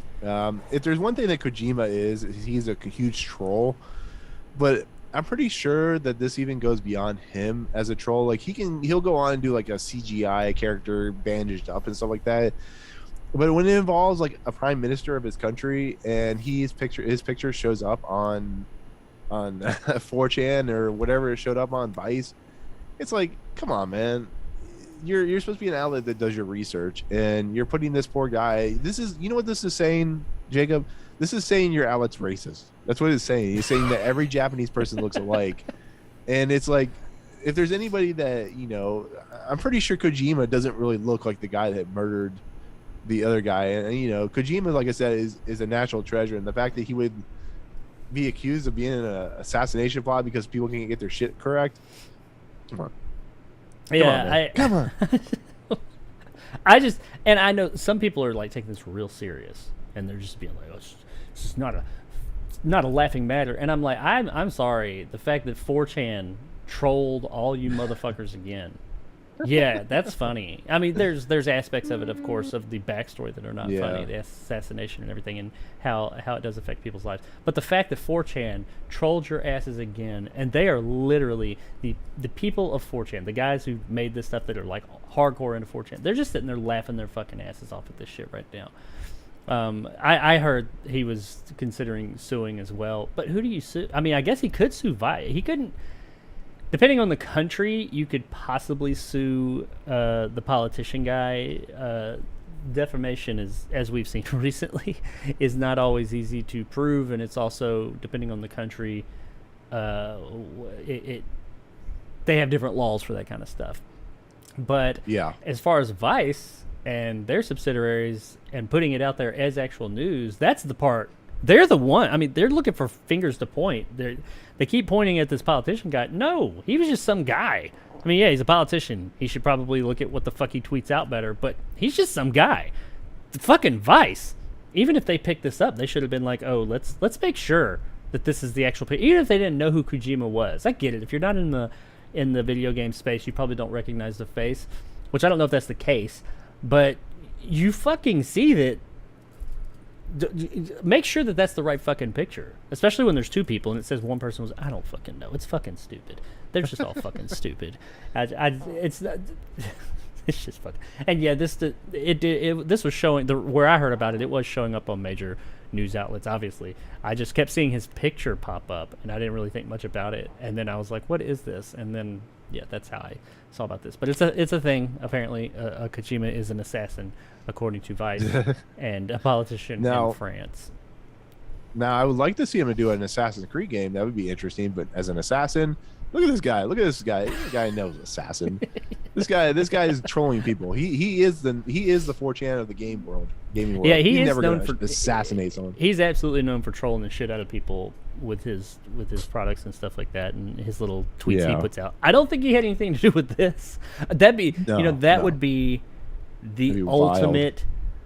That would be the end to this. If he was the guy on 4chan who went and did that and started it all, if it came back to him being the root of it all, I would, I fucking salute you, sir. I don't think he would, because, that the prime minister is essentially, their president was, or former president was assassinated. So I know that's a serious thing over there, but, yeah, that's fucking that, man. Whatever. Yeah, it's fucking crazy. Moral of the story, kids, vet your shit and never believe anything that shows up on fucking 4chan. The fuck? Who does that? Who doesn't? Whatever. Moving on. Next thing, our last little story of the day, period, before we get into talking about some Resident Evil, which I think Kojima was involved with at one point. One of the Resident Evils? I could the actual show? I thought. No, not the show. He was one of the Silent games. Hill. One of the games. Silent Hill. That's right. Silent Hill. Never mind. Anyway, just tell me to shut the fuck up. But moving on to the last thing. This is less of a story and a little bit of information and some stuff to talk about, something I'm excited about, and I think Nick will be too, and that is Twilight Zone VR, the game. I don't know if I said that right. It's the Twilight Zone VR. It's coming to the Oculus. I know it's coming to the Oculus Quest. I'm sorry, it's not Oculus Quest anymore. The Meta Quest. But we're getting a new Twilight Zone game that will be only in VR. Not coming to Steam or anything. It's coming to the PlayStation VR 2 whenever the hell that comes out. So maybe it'll be on Steam by then. But if you have Steam, you can still use something like I can't remember the name of the program to play it on Oculus. Or most people, if you have a Quest 2, play it on there. This comes out tomorrow. I was really hoping it would come out today because I am doing my stream this evening. And I was hoping to be able to play that for you guys. So I feel very confident that I will probably be playing this next week or at some other point. I don't know. I'll know more Saturday. On Saturday's show, I'll let everybody know when I'll be playing this live to give everybody a dose of Twilight Zone. And obviously, Nick and myself, we have a bit of an investment in Twilight Zone because Nick hosts and I co-host along with Triv, who is in the comments there, his show, The Fifth Dimension, dealing with Twilight Zone. Check that out every Monday morning. Just overall, there's nothing really besides that, hey, it's finally coming out tomorrow. And the one bit that I pulled from all the information that's out about it now is, if you know anything about Twilight Zone, you know it's all about the twist. Not all about, but that's a big part of Twilight Zone, is that ironic twist of fate, the ending, the big thing that happens in each episode, some episodes, as we've seen. I did like that it seems like the developers, I have not played this, I have no idea of the quality of it, but it seems like the developers are trying as hard as they can to retain that within this game. This game is going to be an anthology game, more episodic, I guess. I'm not sure if you buy all of them at once or if they're separate, kind of like Vader Immortal. I don't know, we'll see. But it is going to be chapters that each one is a different story, and they were trying to keep the twists and the endings as hidden, not just from leaks, but also from you guessing what it is, which that's a great thing that the Twilight Zone does, I think. overall is a lot of the times you just don't see where it's going or what's going to happen. Sometimes you do, but then the great ones are the ones you're like, holy shit, I never saw that coming. But this one, in a quote from them, it says, in playtest, savvy players have tried piecing it all together, but came up short of figuring the story out ahead of schedule. Some players tried to write their own endings and would get it horribly wrong, said Skylar Reap, manager of production at Fun Train, which I assume is the people that made this game. And that's always a great feeling, and that they've done everything. They have tweaked things based on that input to tweak things in the story to keep people from figuring out what's going on. Me, myself, personally, I'm really happy to hear this, because that is one of the best things about the best Twilight Zone episodes, is when you don't see it coming and it hits you. And I'm just really looking forward to seeing this game, because I'm really curious and interested in what it's going to be. Because the Twilight Zone is not just sci-fi, it's not just horror, it's just all kinds of different types of stories rolled into one. I hope that this game doesn't just like become a horror game. VR first-person experiences like this are really horror is where they try to lean a lot of the times. But the Twilight Zone wasn't just horror. Actually, a lot of times it wasn't horror. So I'm hoping that they do something new and fresh here. But I honestly have no idea. What about you, Nick? I know you've heard of this, because I think actually you told me about this a few months back when it was announced. Yeah. First. So what are you may know more about the project than I do and what's coming, because besides that first trailer and what I read on this, I don't know shit about it. I'm just excited about it. What are your thoughts on the Twilight Zone VR, and what do you know about it? What can you tell us about it? I don't really know much about it. I know it's, like you said, three episodes or three anthology segments or whatever. The thing that when VR works in like the horror space or like the sci-fi space is stuff like Red Matter. I think it was Red Matter I played, where it actually has a really interesting horror premise, but then it actually has a nice twist to it. So I'm hoping that what I worry about this is they're going to lean in too much of the twist, and they're not going to set up a really good story. And as we've learned from watching the Twilight Zone and seeing some of the episodes, like The Fever, for instance, or People Are Like All Over. Not People Are Like Over. Yeah, The Fever. Anyways, Four of The us Fever. are dying. 4 of us are dying. For Chance to Dream. Yes, for Chance to Dream. I wasn't going there. I was trying not to bring it over, I but know. there you go. Anyway. I know. No, anyways, they like people. I mean, we saw in Jordan Peele's Twilight Zone. We saw it in the 2000s Twilight Zone. If you're too much leaning into the twist instead of the story, you're going to fail. I'm sorry. It's just the way Twilight Zone is. You have to have a compelling story. You can have your twist at the beginning, but as long as that story completes itself and works itself out, it can be perfect. I worry that this isn't going to be it, but like I said, as long as people are, the thing that worried me, what you were saying, is they couldn't figure out the twist. That's fine, but like you need a good story. So if I'm going into this and I'm getting the layers of fear instead of, I don't know, what was a crappy horror game? Slender Man or something like that. That's how I feel. As long as you get a good story out of it, because Layers of Fear is one of my favorite horror, like Twilight Zone stories, and I want something like that. I don't want something that's gonna be crap. That's just how I look at it. Because Rod Sterling was very particular about his way he did stuff, and yeah. So there you go. Well, excuse me. If one of them is horror based, which looking at the trailer, it just had that. The Twilight Zone aesthetic lends itself to horror a lot. When you see the Twilight Zone just kind of being talked about as in general, they kind of go down that sci-fi horror route. But like I was saying, that is far from all it was. There's so much more that the Twilight Zone does. That's what I want to see. I'm interested to see, are they going to try and push those boundaries? Are they going to try and do something that's not horror? Do something like that's Twilight Zone but not horror. Tell a narrative you're part of that's not horror and still keep people engaged. Because you could do it horror, and I hope the horror is not just a bunch of fucking jump scares. Because that's what VR horror has turned into, is just jump scares, and as intense and in your face it is. They're not hard to do in VR. You can get some really creepy experiences. The Paranormal Activity, I don't remember the subtitle of it. The game was fucking terrifying. That's essentially all it was fucking jump scares and the dread of this thing coming and getting you. I want it to do something more. I want it to give us something, give us the twist. I'm cool with the twist. I agree with you. When it's all about the twist, you end up with these top-heavy episodes, which I can enjoy, but you got, more than half the episodes just kind of whatever, and then, bam, this big thing happens. Oddly enough, in this article, I didn't clip this part out, they actually talk about an episode that we've talked about on our show quite a bit, and it was one I bring up quite a bit, and that would be Fourth from the Sun. Third from the Sun? Third from the Sun. Yeah, Third from the Sun. Yep. And some of the things they did in that to throw people off and all this and that and blah, blah, blah. And I was like, oh no. Because I love Third from the Sun, by the way, everybody.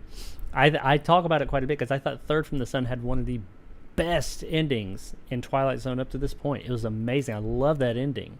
I love that twist. But even on the show, as my wonderful co-host brought it to my attention, the rest of the episode was just kind of nothing's happening. And then you get to this really great ending, and it ends on a bang. But I have to look at the whole entire show, and I'm hoping that's not what happens with this game. We just get a game that's just like jump scare, jump scare, jump scare, twist. And it's like that's it. Well, and then the next one's the same thing. I hope we get something Yeah. fresh, because there's a lot of potential in VR that just hasn't been met. People keep falling back on wave shooter. RE7, perfect example. Yeah, wave shooter, horror, and rhythm.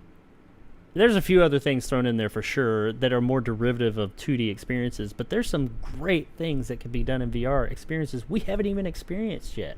And that's what I want from this. And maybe I'm asking too much, but I'm hoping that we get something great. Have you played Red Matter? Red Matter is... No, it's I've heard of it. That I paid like... Oh, okay. It's a game I paid like $10 for. And it literally is one of the great horror games in VR because it doesn't insult your intelligence like a lot of horror games in VR do. And it has a story that kind of builds and builds and builds. And then it throws that twist ending at the end, or that twist moment, and you're like, oh, I didn't see that coming. That's what I worry about here. And I'm like, oh, okay, I guess that was cool. Next. That's just my fear. Because it's an older game, if I recall. That's one of the things. Yeah, I think it's like 4 or 5 years. Yeah, you can get it for fairly cheap. But I have noticed with some older VR games, because controls and mechanics have matured more in the VR space. Sometimes when you go back to older games, it just feels a little bit more antiquated.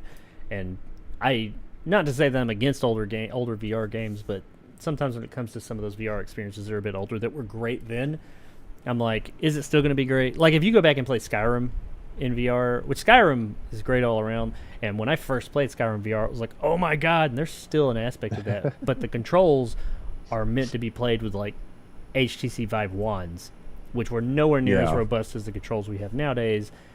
And there's just some really antiquated things there. And I was afraid maybe Red Matter is one of those ones I've looked at a bunch of times. It's been on sale.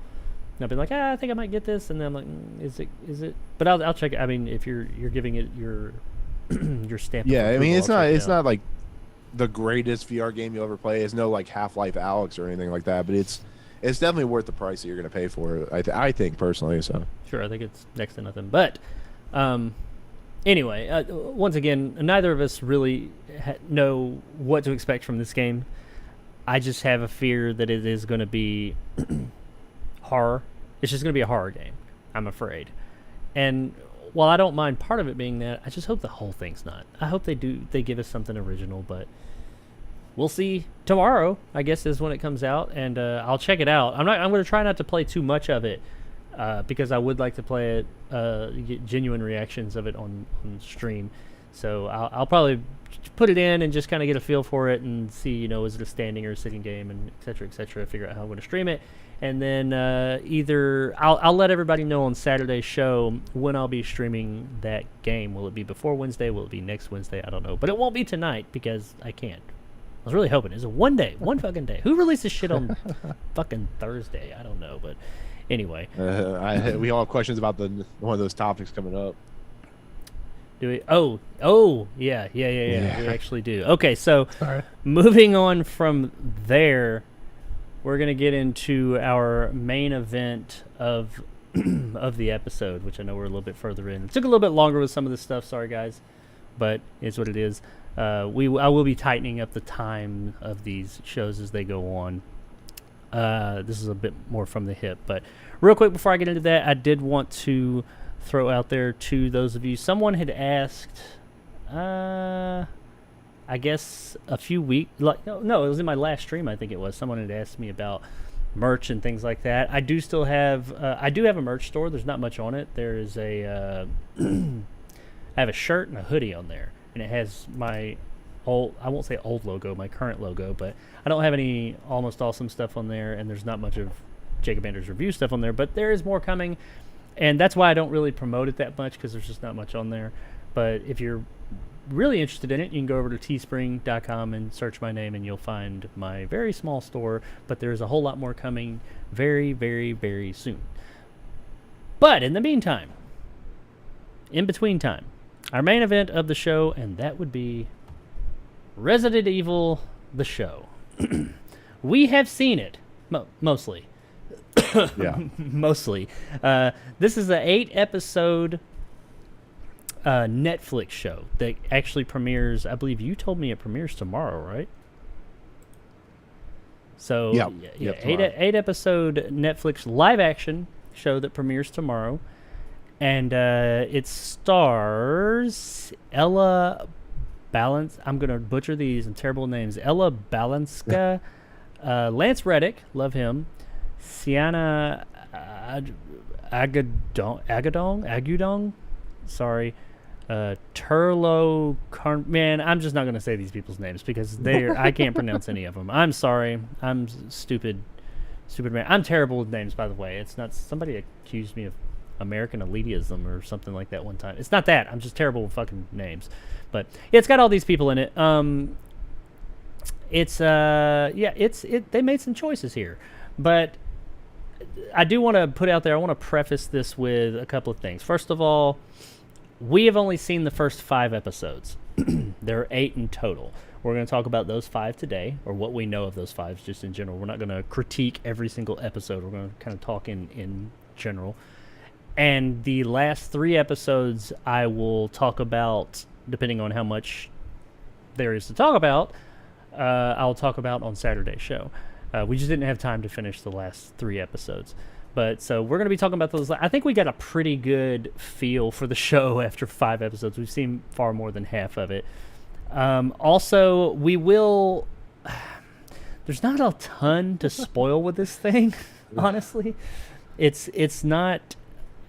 we'll get into why. It's not heavy on spoilers. No, there's not a ton to spoil in this show.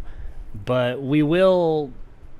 we're not going to be spoiler free, if you will, but don't worry, because there's not a whole lot to spoil up through the 5th episode. At least there's nothing that I was just like, oh my god. So just know that going in, if you haven't seen the show and you are looking forward to seeing it, I don't think we're going to ruin it as far as like what we give out, because there's just not a lot to spoil what we've seen so far. But anyway, Resident Evil, the Netflix show. I'm going to let Nick go first and just kind of, without talking about specifics, just kind of a brief idea of where you sit. How about, let's do this. Tell me, leading up to this show, how did you feel about Resident Evil? What was your excitement for the show and or lack thereof? How did you feel? Not prior to seeing the show. How did you feel? What were you going into this thing with? How were you feeling, just based on what you'd seen of it, heard of it, and your experiences with Resident Evil as a whole? I'm a huge fan of the video games. Resident Evil 7 and 8 are some of the best of RE franchise right now. Actually, RE2 remake is also as well. It's safe to say that Resident Evil as a property, when it comes to entertainment and the movie space, it hasn't been that great. Some of the movies are good, some of the movies are bad. I like the first 2 movies, as I said in the chat. It is what it is. It's not great. Then they came out with a couple of Resident Evil movies. They weren't great. They were pretty terrible, actually, the animated movies. And then last year, I get really excited because they were bringing back, I think, Leon Kennedy and Jill Valentine. Was Jill Valentine in the first game? Do you remember? Yes. It was Jill, Chris, Jill or Chris is who you played as in the first. Yeah, the Infinite original game. Darkness. Yeah. I think it was Infinite. Yeah, it was called Infinite Darkness, and I was excited because it looked like a cool animated 4-episode series. That was the animated show that was on Netflix earlier this year. Yeah, or last into year. last year. No, last year. Okay. Yeah. Yeah, I didn't see that. Yeah. And it was horrendous. It was bad. It was terrible. It made no sense. It just everything about it was bad. Excuse me. So, seeing Lance Reddick come into this series as main supporting cast always gives me hope, because if you know anything about Lance Reddick, who is everything, he's great in everything he does. He usually can bring up a show from being really terrible. Toys Are Me. Fringe. Yeah, Fringe. Loved Fringe. Toys Are Me, the YouTube Funny or Die. I think he was in Lost, I think, if I remember right. Was it? Anyway, Was he Lost? I think he was, actually, if I remember. It's been a long time since I've seen Lost, but I don't remember him. He may have been, but I don't remember him in Lost. But he's really good at what he does. He's one of those character actors, really good. So, anyways, the idea of the show I really didn't know much about. I was excited. I liked the trailer. I thought it would have been fun. And then we watched the show, and well, hang on. We'll get there. Yeah, okay. We'll get there. Let's talk about the lead. But yeah, that's where I lied. Like, I love the games. I think they're fantastic. Some games more than others. Like, I like the Code Veronica and stuff like that. But Ooh, yeah. Great one. movies, hit or miss. What's that? The Code Veronica. That was a great entry. Is that the prequel or is that Zero? Zero's I can't remember. Zero's the prequel. Code Veronica was originally Resident Evil 3, but they changed names because they the popularity of Part 2 in the police station, they wanted to go back to that. And Code Veronica was taking longer to make than they wanted. Oh, okay. Yeah, and like I said, Remake was awesome. So that's kind of where I lie. Resident Evil 7 in VR is one of my favorite experiences. Resident Evil 8, one of my favorite experiences in video games. I was looking forward to this show. I thought the trailers looked good. Everybody warned me that they didn't look good, but I was like, yes, Netflix is going to deliver, and we'll go from there. Well, me going into it, I as well am a huge Resident Evil fan. I have been since 90 whatever it came out. When it came out on the original PlayStation. That was the reason I got a PlayStation, was to play that. I didn't have a PlayStation first. I was a Sega kid. I was a Saturn all the way. But Resident Evil, I'd heard all my friends at school talking about it. My best friends, I think I borrowed my friend's PlayStation to play it. It's back when you used to do that kind of thing. But I played it. I loved it. I finally got a PlayStation. It took me a while because we were poor. And I got Resident Evil. I've loved Part 1. I loved Part 2. Part 3 I enjoyed, but it wasn't, it was more of Part 2, which is great, but it didn't really elevate the game much like Part 2 did to 1. Code Veronica on the Dreamcast was fantastic. Around then, I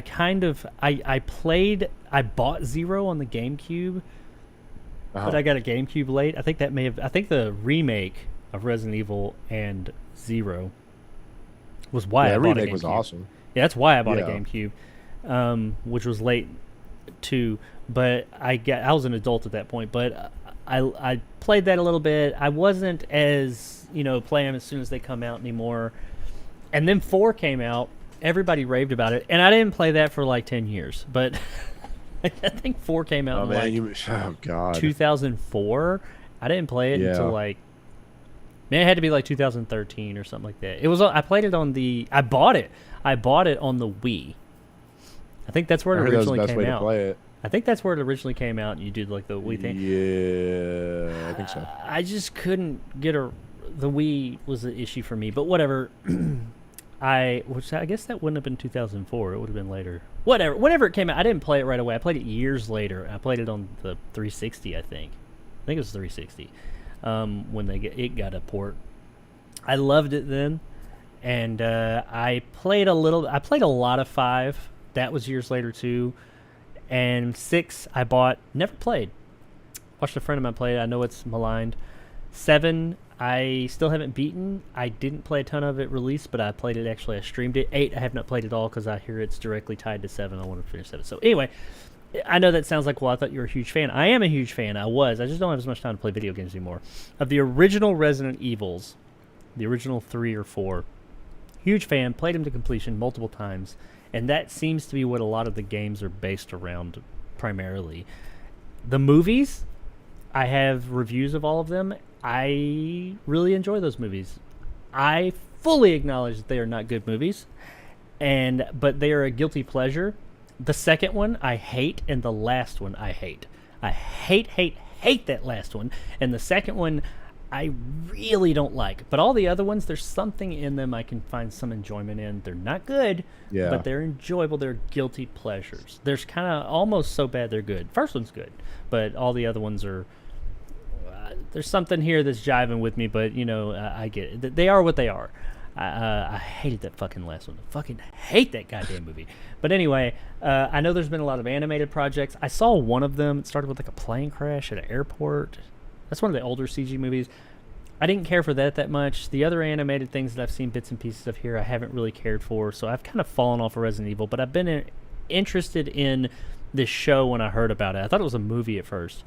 I was going into it like excited. I was like, "Oh, I love Resident Evil. Let's see where they're going to go with it now that the movies aren't going on. So this is going to be the new live action thing. Let's see Oh, I didn't mention Welcome to Raccoon City that came out last year. I did not like that movie. Nick had a different opinion of it than I did, but I did not like that. Just a slightly different. Yeah, I thoroughly disliked that movie. I thought it fumbled the ball in a lot of places, but I didn't want to leave that one out. That was the next thing. I don't think it's going to go anywhere from there. I think that movie was pretty disliked. Yeah, it bombed by most people. So we got this show, and like Nick said, we got Lance Redding on. Some other. It's really just Lance Redding. It's got all these other people. Yeah. They're fine, whatever. Lance Redding. There's some money behind it. We get our first trailer, and it's from one of the writers of. It's from one of the writers of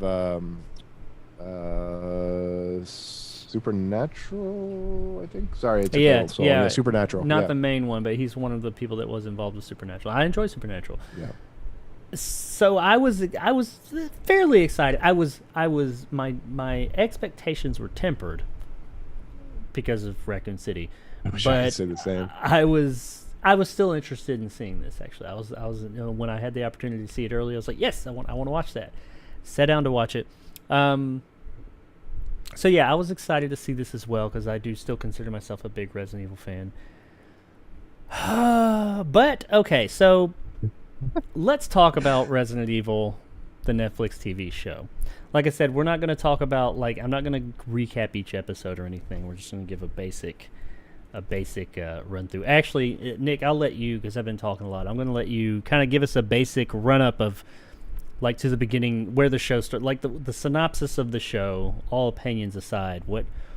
Where does this Resident Evil take place? How does it start? What is our setup for this Resident Evil? This might have some spoilers in it. The series takes place 10, 15 years after the destruction of Raccoon City. I think it's 10 or 15 years. It's in the future of Raccoon City, and they've decided for some reason to set up a new Raccoon City, and they've designed what's the name? Umbrella has decided that they're going to create this new thing called Joy, which is, imagine if you had ADHD and they give you a pill or whatever. It's that type of thing. And as you expect, things don't go right. And the main characters are, of course, Albert Wesker, who's the Lance Reddick character, and his two daughters. Go with that with what you will. And in the process of everything, they basically, something happens, which I'm sure we'll talk about. And in the future, chaos and problems and zombies. By the way, it goes back and forth. Yeah, it switches back and forth. Yeah, between 2036 and 2024, I think, or 2022. It's a few years after now, or maybe it is now. I don't know. It's around nowadays. All I know is it takes place after the destruction of Raccoon City, the nuclear bomb or whatever. So, but it does. It half the show is in the future, like in 2036 after everything's gone to shit, and the other half is prior, post, well, not post, pre, shit. Okay, so so we got this drug, like Nick said, Joy, that's supposed to do just that. It's supposed to give you joy, which I don't feel as if was really explored enough. It's just kind of thrown out there. But that's what they're working now. It's like, hey, here's a drug. It's in what is it? It's in South Africa. Is that where New Raccoon City is? I think. I can look it up, but I'm not. I'm not that worried about it. I'm pretty sure it's in South Africa. That's where they all. But everybody there. Which to say is not in America. Yeah, everybody there. It seems like is a transplant from somewhere. It's like it's only Umbrella people that and families that live in this community, this city of the future. It's like the Tesla city or something. But, so we start out the show. I think the show started actually in 2036, if I remember correctly. Yeah, it starts in the future. Yeah. And we're following this character played by Ella Balenska. I'm sorry if I'm. Her name is Jade. And Jade is like in. I think it's London is where she's at this point, and clearly everything's gone to shit. She's camped out in the middle of London, and she's doing tests on the. I don't know if they call them zombies, but they're fucking zombies. She's doing tests on them and the other things that have been affected by whatever's going on here.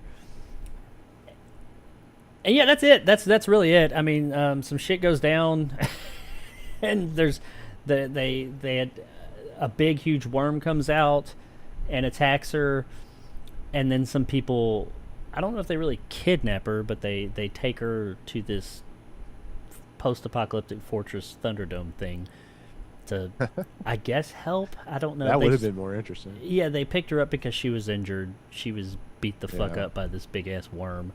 Apparently, this virus, whatever is causing all this destruction and caused all this, it affects everything, that's in line with the canon. It mutates not just human beings, but other things. It makes small things like this worm really big and really aggressive. That's what attacked her. She goes to this place somewhere, and it's surrounded by zombies. It's like this big compound, and we find out that, she thinks that they're trying to help her, but no, she has a warrant on her, or she's wanted by Umbrella, and Umbrella is on their way. They called Umbrella after her. Oh no. But what we also find out is Jade's last name, Jade Wesker. So anybody who's interested in or in the know about Resident Evil knows that the Wesker name is, runs throughout. I don't know about the new games, but definitely all the older mainline Resident Evil games. Albert Wesker is like the big bad in all the games, or at least linked to the big bads. And in this show, Albert Wesker is played by the absolutely fantastic Lance Reddick. Lance Reddick, I'm sorry. I keep calling him Redding.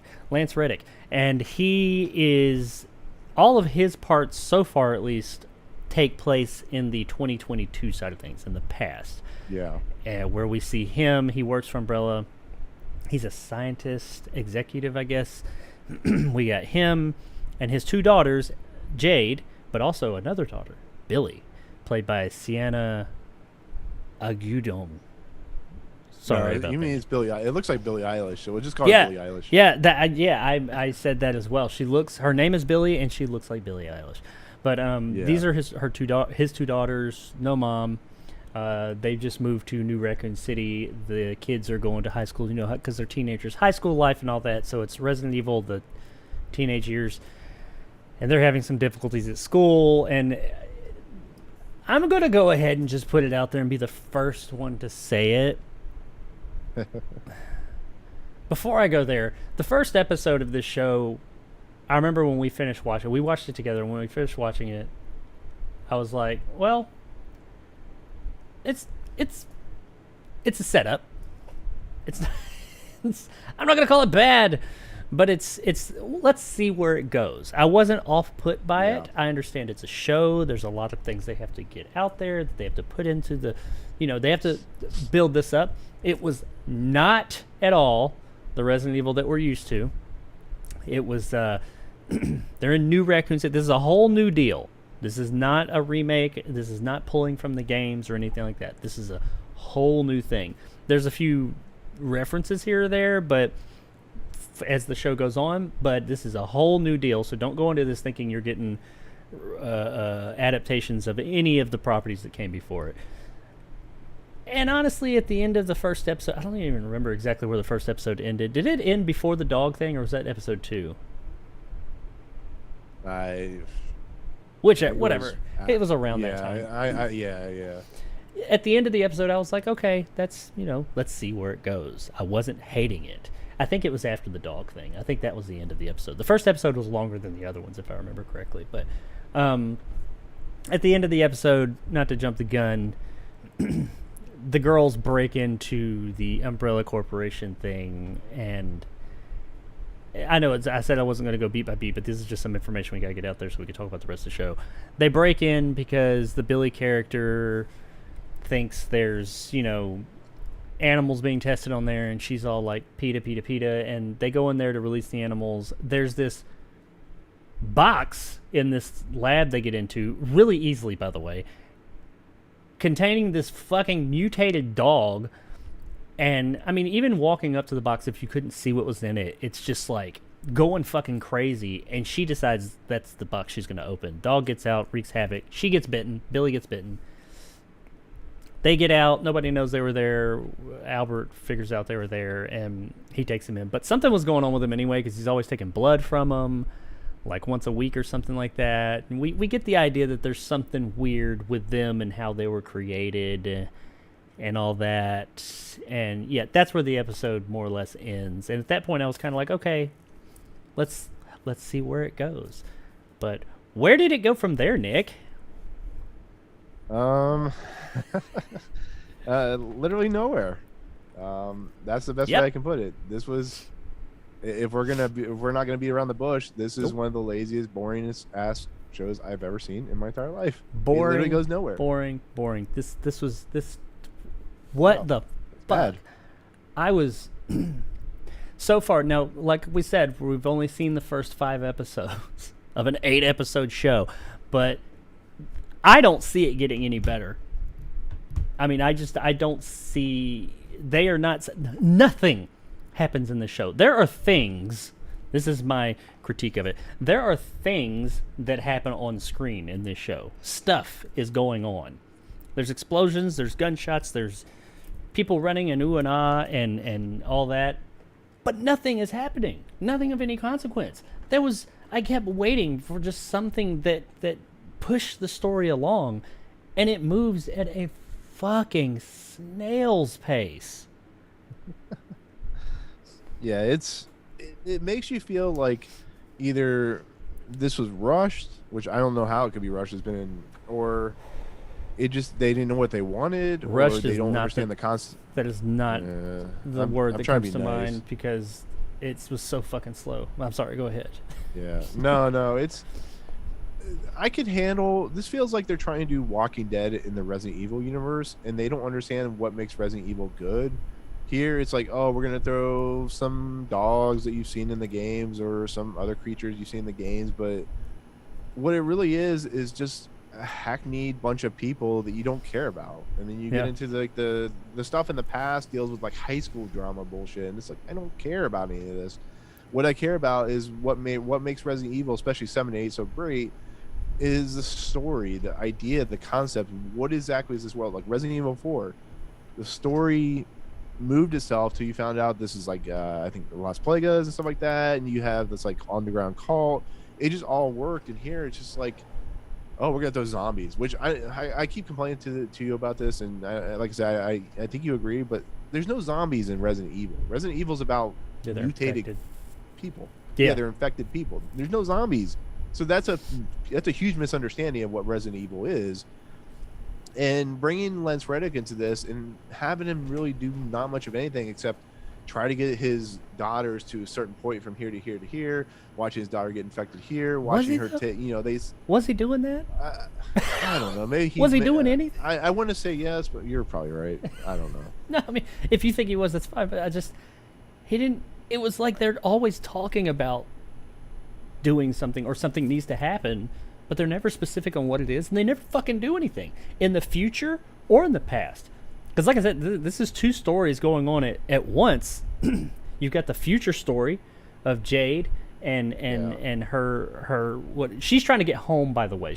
Her family, her husband and daughter, I guess that's who they are, their partner, are in California, I think it was, and she's in London. All this shit happens, and that's all it is. That's her motive. She's just trying to get home, and she goes, she does things to get there. I mean, that's it. That's all it fucking is. There's nothing else. I wish I could point out more. There's one scene we'll talk about in a minute, an action scene, which we'll get into the action. And in the past, like Nick said, it's fucking Riverdale. I mean, it's fucking high school drama shit. A lot of it's like, oh, I'm not popular, and people think I'm crazy, and I got in a fight, and oh, this boy, he's so cute, and let's go to a party. And I'm like, this isn't fucking Resident Evil. What the fuck are we watching? What is going on? And once the girl gets bitten, once Billy gets bitten, it's like this big thing about, is she going to turn? Is she not? She's getting aggressive. She's not. But it draws it the fuck out so long that you're just like, I don't really give a fuck if she does or not. Because nothing's happened. I want her to turn so she'll eat all these fucking people in this town and just kill everybody. Can we please just move this fucking story along? But nothing. I mean, characters get introduced, but I don't give a fuck about them. I mean, we get like the executive from Umbrella and things like that, and it's just like, who cares? I've ever seen in my entire life. It was just so fucking boring, and some of the dialogue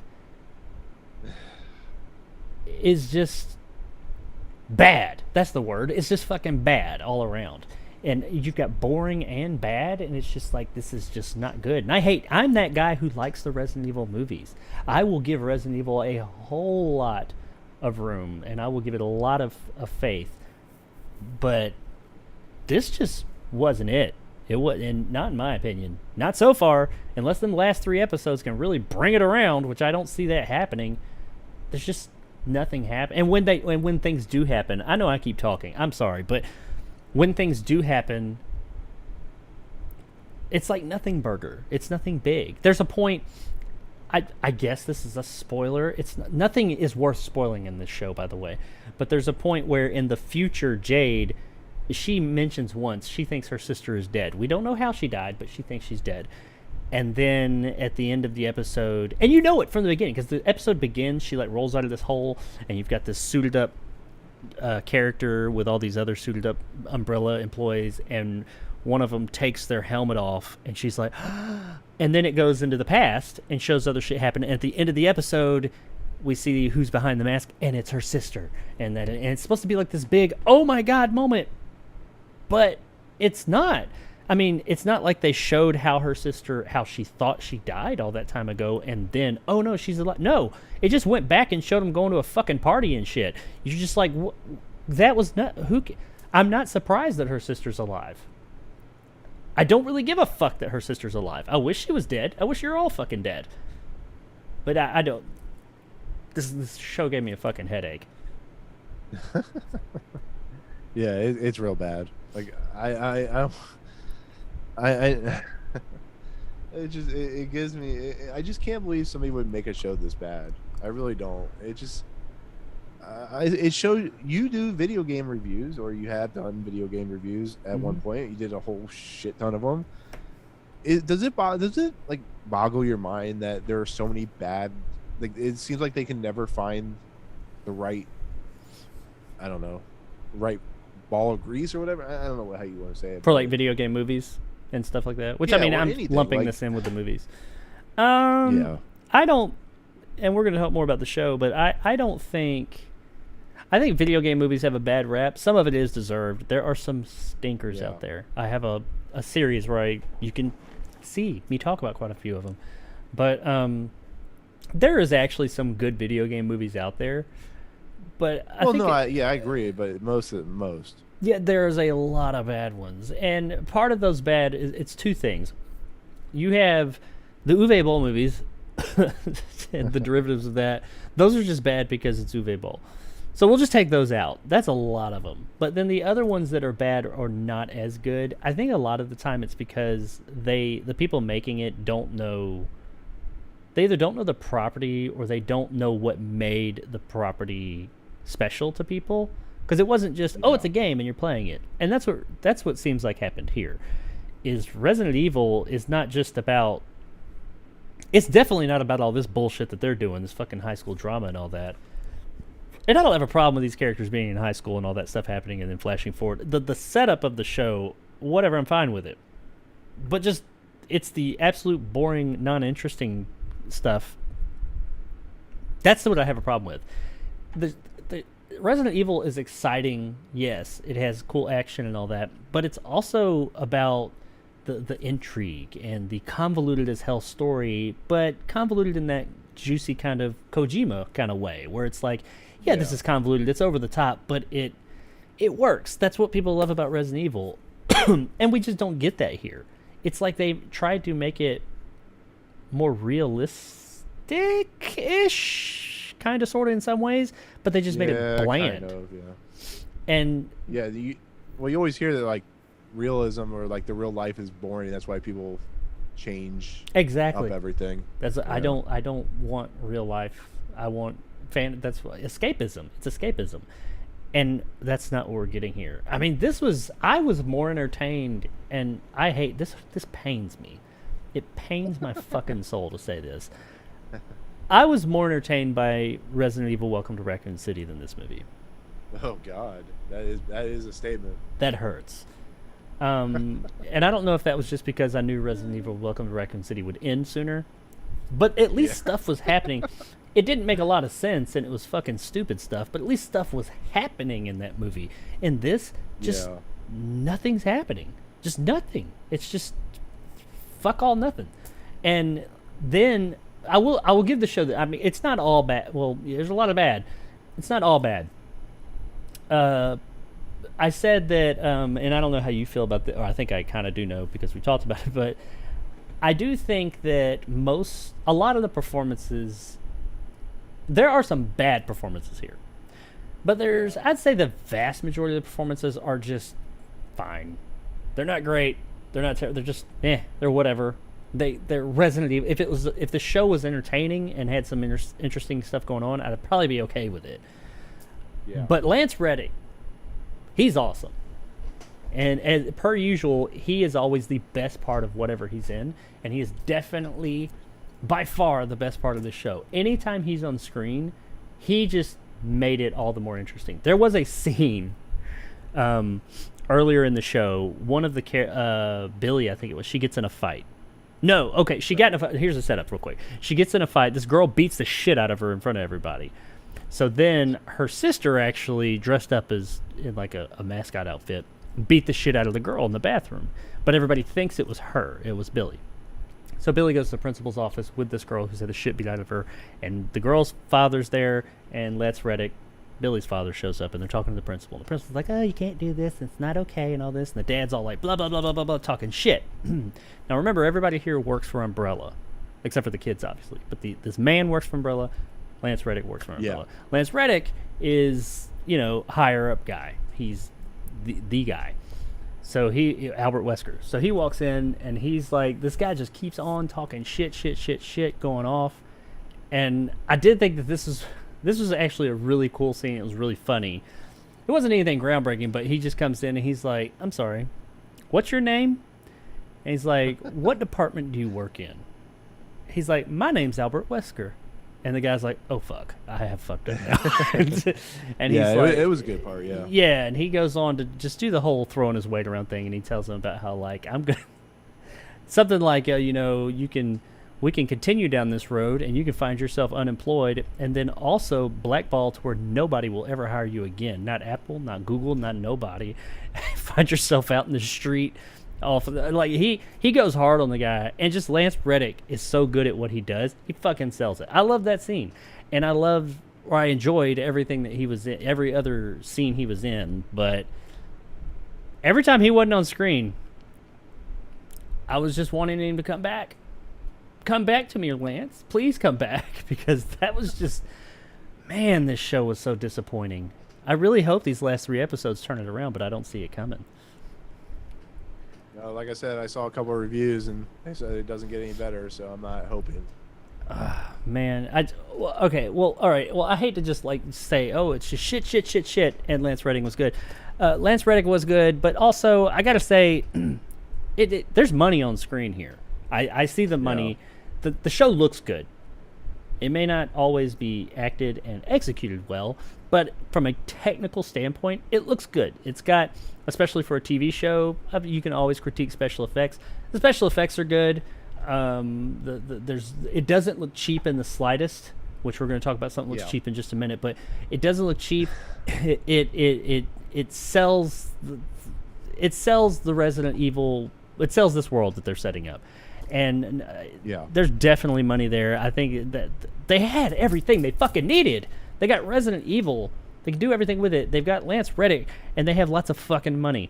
How did you fuck this up? But the action scenes, I'm split on. How did you feel about the action scenes? I think there's one in the 5th episode that I think was decent. Are you talking about the prison break thing? Together. Maybe is that the one we're going to talk about? One of my real, I mean, I'll be honest with you. There's not enough action in this movie that makes me really remember action. But the stuff that's in here is not the worst thing I've ever seen. This isn't like Uwe Ball or Tomb Raider or anything like that. But it's just there was so much. It's like there was a show I watched that didn't need to be 8 episodes. Oh, it was a Terminal List. It didn't need to be 8 episodes, and the stuff in between, like the action sequence and stuff, was like boring and not really that interesting. It's the same thing here. It's like there's action sequences here, but because of the stuff in the middle that's so boring, I actually can't remember half the action sequences. They're not really well put together. Yeah, I didn't mind the prison break stuff. Like I said, it's probably as much as you did, but we're gonna talk about that in a second.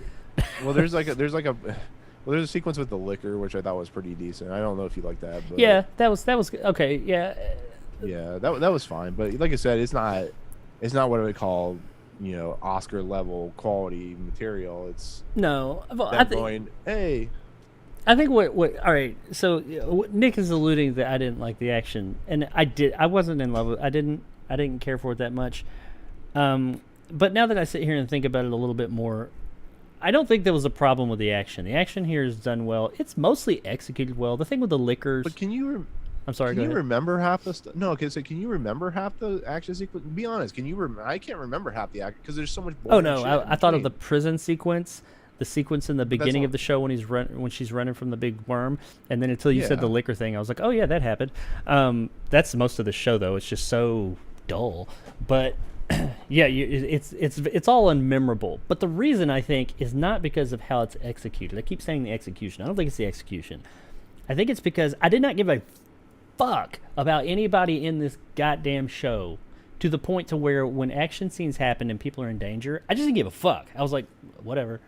I had no investment in it. I didn't care. And that's what makes good action scenes. Look at Endgame, that whole portal sequence in the end, the big battle and all that made sense because you cared about all those characters. There were stakes in this game. You were like, hell yeah, they've got to get him to get the stones, and you've got all these guys coming through, these characters you love and you care about. When they show up, people are losing their fucking minds. If you didn't know fuck anything about any of those people, if this is just Joe Blow coming through there, you didn't know any of these characters, you wouldn't have gave a fuck about all that action because it may have been choreographed well, it may have been well. You care about the stakes at hand. You care about the characters involved. And these, I did not give a fuck about. Don't throw infected dogs and liquors at me and expect me to go, oh my god, this is the greatest thing ever. Because unlike, Avengers Endgame, like you were talking about, there was stuff in that movie that's just like, holy crap, what's going on? Here it's just like, hey, we have some high school drama. This is Seventh Heaven or Dawson's Creek. I'm like, I don't care about any of this.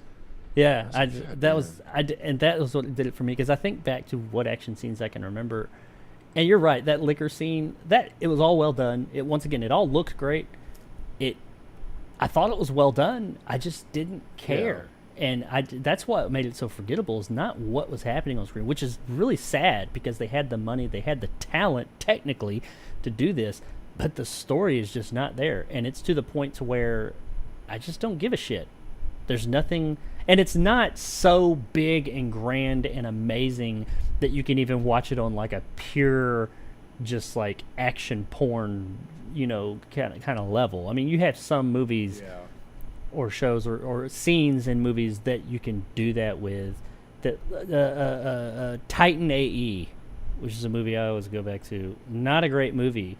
I didn't really give two shits about any of the people in the beginning, but the first 10 minutes of that movie are fucking amazing because they're just on such a large epic scale that it's kind of like, fuck yeah, this is done so well. None of the action is like that, to where you're just like, it's so epic that holds it over.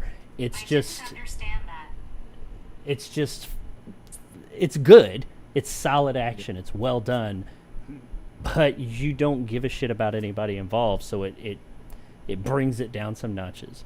Now, I do want to talk about the prison scene that you referenced, and then we're probably going to get off this show's dick. But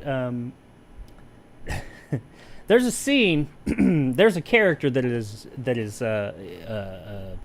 introduced to us. This is, as far as my Resident Evil knowledge goes, this is a new to the franchise character. If he's a known character, I don't remember him, or maybe he was referenced somewhere. He's not a main character. He's a agent of Umbrella, and this is in the future scenes, by the way, because ain't shit going on in the past. Not much going on in the future either, but in the future scenes, he is the guy who's kind of heading up this whole team that's trying to get Jade and chasing her all over these places as she tries to get home. He finally catches up with her. I called him Oliver Platt Light because he looked like fucking Oliver Platt to me. But anyway, so picture Oliver Platt. That's this guy. Not a small gentleman. Not like morbidly obese, but he's not. I'm not going to look at him and be like, that's the most athletic guy ever. We're going to get to why that is in a minute. The guy, I didn't really care for his performance that much. I didn't hate it, but it was much like everybody else. I didn't give a shit. But he's a bad guy. He shows he's a bad guy. He's chasing her. So they both get captured. He captures her, and then they get captured by like this religious cult or something. They never really fully explain it. I don't know. This cult that's underground, and they take him down there. And it could have been cool if they explained it, but no, we have to have more high school bullshit. Yeah, they lock him up in these cages, and this cult has a bunch of zombies locked up as well, or in fact, whatever they are. And I don't really know what the fuck they were doing. They never really fully explained it. They just got a whole bunch of Walking Dead down there, and they're down there, and they're all in prison. So, of course, the infected zombies, whatever, they get out. Anarchy ensues. And Jade Wesker and this guy, I can't remember his character's name. It doesn't even say it on IMDb. But they get out as well. And all of a sudden, this guy who, I mean, he shot a few people here or there, but he's like a businessman. And he suddenly becomes like fucking John Wick. Literally, I mean, it is ridiculous. I think it's supposed to be, because they even play like the whole tone changes, because the show has had a serious tone up to this point, but suddenly it gets this real jovial ha kind of attitude. It even plays like some old rock music from like the 80s, and he's going around like shooting stuff behind his back and like doing flips and doing all kinds of kung fu. It's like Kung Fu Panda come to life, and I mean, meets John Wick. It's fucking ridiculous. It just didn't fit. I could see the comedy of it if I had been invested in the show up to that point, and then this character just did this weird thing. I feel like it would have been really out of place, but maybe it would have been a bit funnier. But it just wasn't. It was just like, this is fucking stupid. It's all choreographed and shot and looks good, but it just wasn't exciting to me, because it was just like, this is ridiculous. They're making a joke of it all, and I already don't give a shit, but I really don't give a shit now. And yeah, and it all culminates in that guy gets eaten. And she gets out and finds her sister. And I mean, it was all a fucking waste. He's like this big bad badass, and then he just dies. I can't with the show. I'm gonna finish it so I can talk about it on Saturday. It's one of those things where you feel like you have to complete it to really get to that point, but it's just like, it's such a chore now. I've watched some TV shows that have been chores, and I watched some TV shows that have been awesome. I'm looking at you, Bel Air, it feels like a show with so much promise. Like, you have people working in this show that show so much promise, and this is like when EA took over Star Wars, and you saw what happened there, and it's, good lord. Yeah, I was supremely disappointed, or have been so far, supremely disappointed with this show, and I honestly do not see it. I'm going to watch the last 3 episodes. I don't see it redeeming itself. They would have to pull something insane out of the bag and have an absolute total tonal change at this point for this show to come out and stick the landing. Because right now, there's no fucking landing. That's the thing. There's no point. Like, there is an overarching story, but it's just so, who gives a fuck? We still don't know exactly how the outbreak happens. Which is fine. I'd be okay with that. Yeah, I wouldn't have a problem with that. It's just you gotta give me something interesting.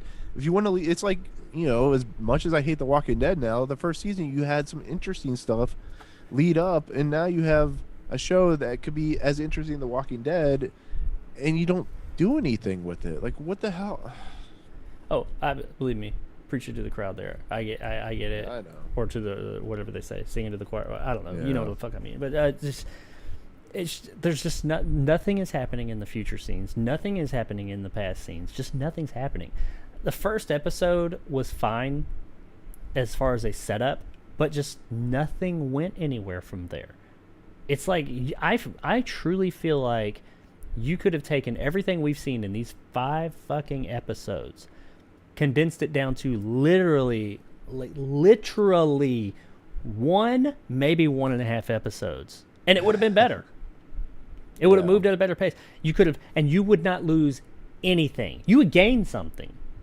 You would not lose a fucking thing by condensing all of that. I'd like to see a fan supercut of this whole season put down to one size movie. It might even be too much then, because there's just nothing here.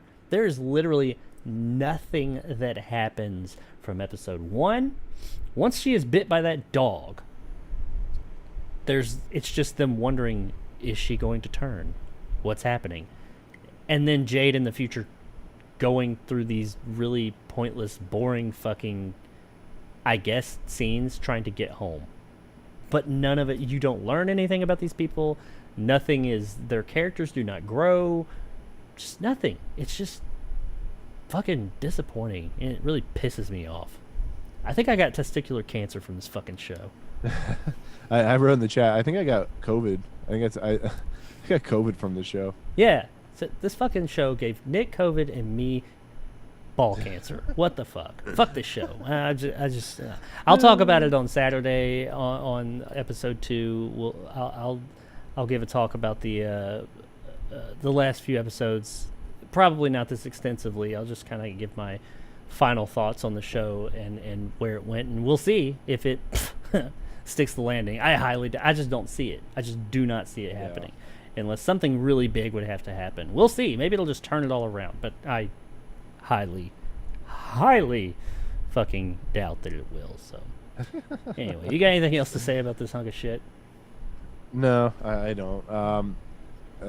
Watch Welcome to Raccoon City. Don't listen to Jacob. You'll have a better time with your money. You will. I'll give you that. You'll have a better time with Welcome to Raccoon City than this, but that's like saying you'll have a better time swimming in a pool of piss as opposed to rolling around a bed of shit. You know, I mean, it's not. It's a better time, yeah, but it's still you're rolling around in piss. So. Okay, so yeah, that's Resident Evil, the Netflix series. Come on, man. Do fucking better. That sucks. Lance Reddick. Great. Loved him. Everything else, fuck off. Anyway. Okay. So from there, we have what was I going? Oh, okay. We're almost here at the end. We got one more thing to talk about here. We won't talk long. This has gone a lot longer than I planned on, ladies and gentlemen. For those of you that are still here, thanks. I know I said I was going to get to the chat, but I may at the end maybe just chat a little bit and look at some things and all that. But I appreciate all you guys coming and checking out my first episode here. It is going to be much more honed in next time, I promise. But as you guys who hang around my chats or my streams and stuff know me, I can fucking talk, but anyway, I guess before we jump into this next thing, let's check out my Twitch channel. It's under Jacob Anders Reviews as well. It will probably stay that way. I think it might be Jacob Anders Gaming. Just there's links in descriptions and all that. Check that out. I'm trying to grow that. we are going to talk about a trailer that just came out today, and then we're going to get out of you guys' hair. I have a little bit that we're going to do, or that I'm going to do with trailers moving forward. This week's just going to be a good old-fashioned trailer reaction, though. I'm going to play the trailer for you guys to see. Hopefully the stream doesn't get taken down because it's a Universal trailer. Just came out today. Hadn't planned this. And then we're just going to talk about it. We're not going to talk over it. We're going to let you guys see it if you haven't, and then we're going to just talk about our quick thoughts on it and move on from there. But this is, as I said, it's a trailer that just came out today for The Munsters, Rob Zombie's The Munsters. You may or may not have been looking forward to this. I don't know. I like Rob Zombie and like some of his stuff, but we'll talk about our thoughts on Rob Zombie and all that when we get back. So let's jump into this trailer of The Munsters, let you guys check it out, and you guys make your opinions known in the chat, and me and Nick will talk about ours. I have no idea how he felt about it, and he has no idea how I felt about it. Let's check out this trailer. Be right back.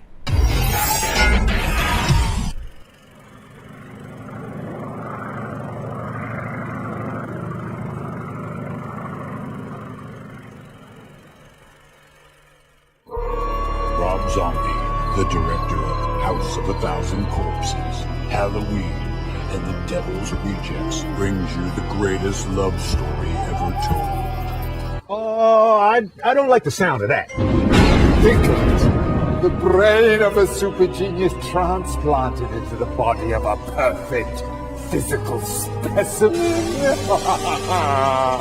I want a man that makes my blood run cold. A man that every time he enters my crypt, it's like a stake through my dead black heart. I can whip the upper humpy down in the lab. Oh no, remember what happened last time? He was Patty. I'm gonna go. Okay. I'm looking for a vision, a queen, a true love. And what exactly do you want? Is Herman Munster in there? I knew the moment I laid eyes on you that you were special. I understand if you don't feel the same. I'm just a regular gal living a boring, normal life. If there's one thing I know, is that the rest of the world melted away as soon as you appeared in my life. It seems Miss Lily's truly in love. Oh, come on, you know and I know that we gotta get rid of that bozo Herman Munster.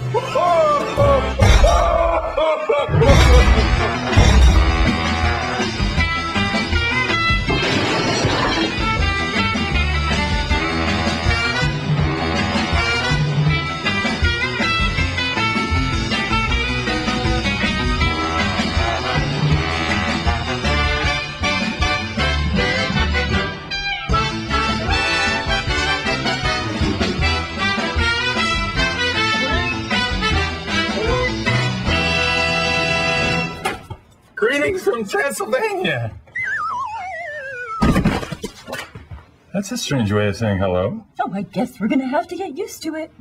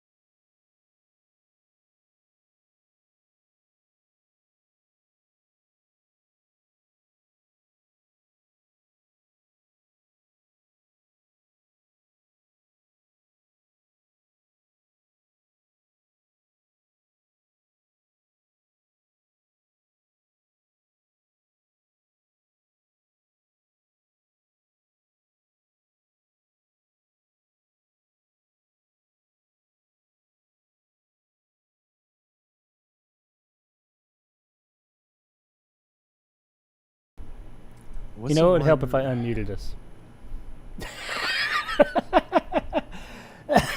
Oh, we've been muted the whole time. Yeah. Oh, that's awesome. Because they just see me going. Yeah. That's what they. Yep. Thanks, Antonio, in the chat for that. I noticed it right when I saw that. I looked at chat and saw mute. Oh, I thought it was me. Oh. No, that was us. Okay. Okay, so let's. You want me to repeat? Real quick, what I was saying, guys, was. Wow, that threw me for a loop. Okay, so yeah, that was the Munsters trailer. Again. And I was just, let's have Nick tell us a little bit about his history with Rob Zombie, with the Munsters, and leading up to this, and how he feels about all of that, and over just his basic thoughts on how he felt about this trailer. Okay, like I said, I love when I record and the audio's gone out, and I have to go back and forth. Son of a bitch. No, in all honesty, I don't really know much about the Munsters. I was a huge Addams Family fan more than Munsters, just because of the material. I knew Munsters were famous and comedic. I think as Fred Gwynn was Herman Munster. I like Fred Gwynn, and something. I with Rob Zombie, we talked about this just a second ago. I like Devil's Rejects. I don't really like House of a Thousand Corpses. I kind of like Lords of Salem a little bit, but he's a director, and I've gotten a lot of flack for 3 from Hell for not really. I hated that movie with a passion, and him doing the Munsters is like, it's one of his favorite properties of all time. I think Dragula, is that a Munsters? Yeah, that's their car, and that's what. Yeah, on he's his like first album. Yeah, or his first right. solo album. His one of the most popular songs. And the teaser for this movie looked actually pretty decent. I'm not gonna lie, it looked like a pretty decent trailer. Then the fucking trailer was put out today, and oh my god, this is a travesty. I like I said to you, you already heard, this is one of the worst trailers I've ever seen. It looks like it's shot on an iPhone. It looks like a fan-made film. Their sound is absolutely horrendous. It looks like they have no boom mics, and I don't know. It looks like a cheaply done fan-made film, and Universal should be embarrassed by this. Maybe I'm wrong. Maybe like Antonio actually thinks this could be cool, and maybe it is cool. Maybe this is just a terrible trailer, but Rob Zombie's past and history, I know I know you like some of his films. He's a director that has a lot of passion behind what he does, but it just feels like there's no creativity there. I don't know. I love you, Rob Zombie. I love his music, but oh god. Well, that's Nick's thoughts. But okay, so mine. I liked Rob Zombie's music back in the day when he was with White Zombie, and I enjoyed his music when he just went the Rob Zombie route.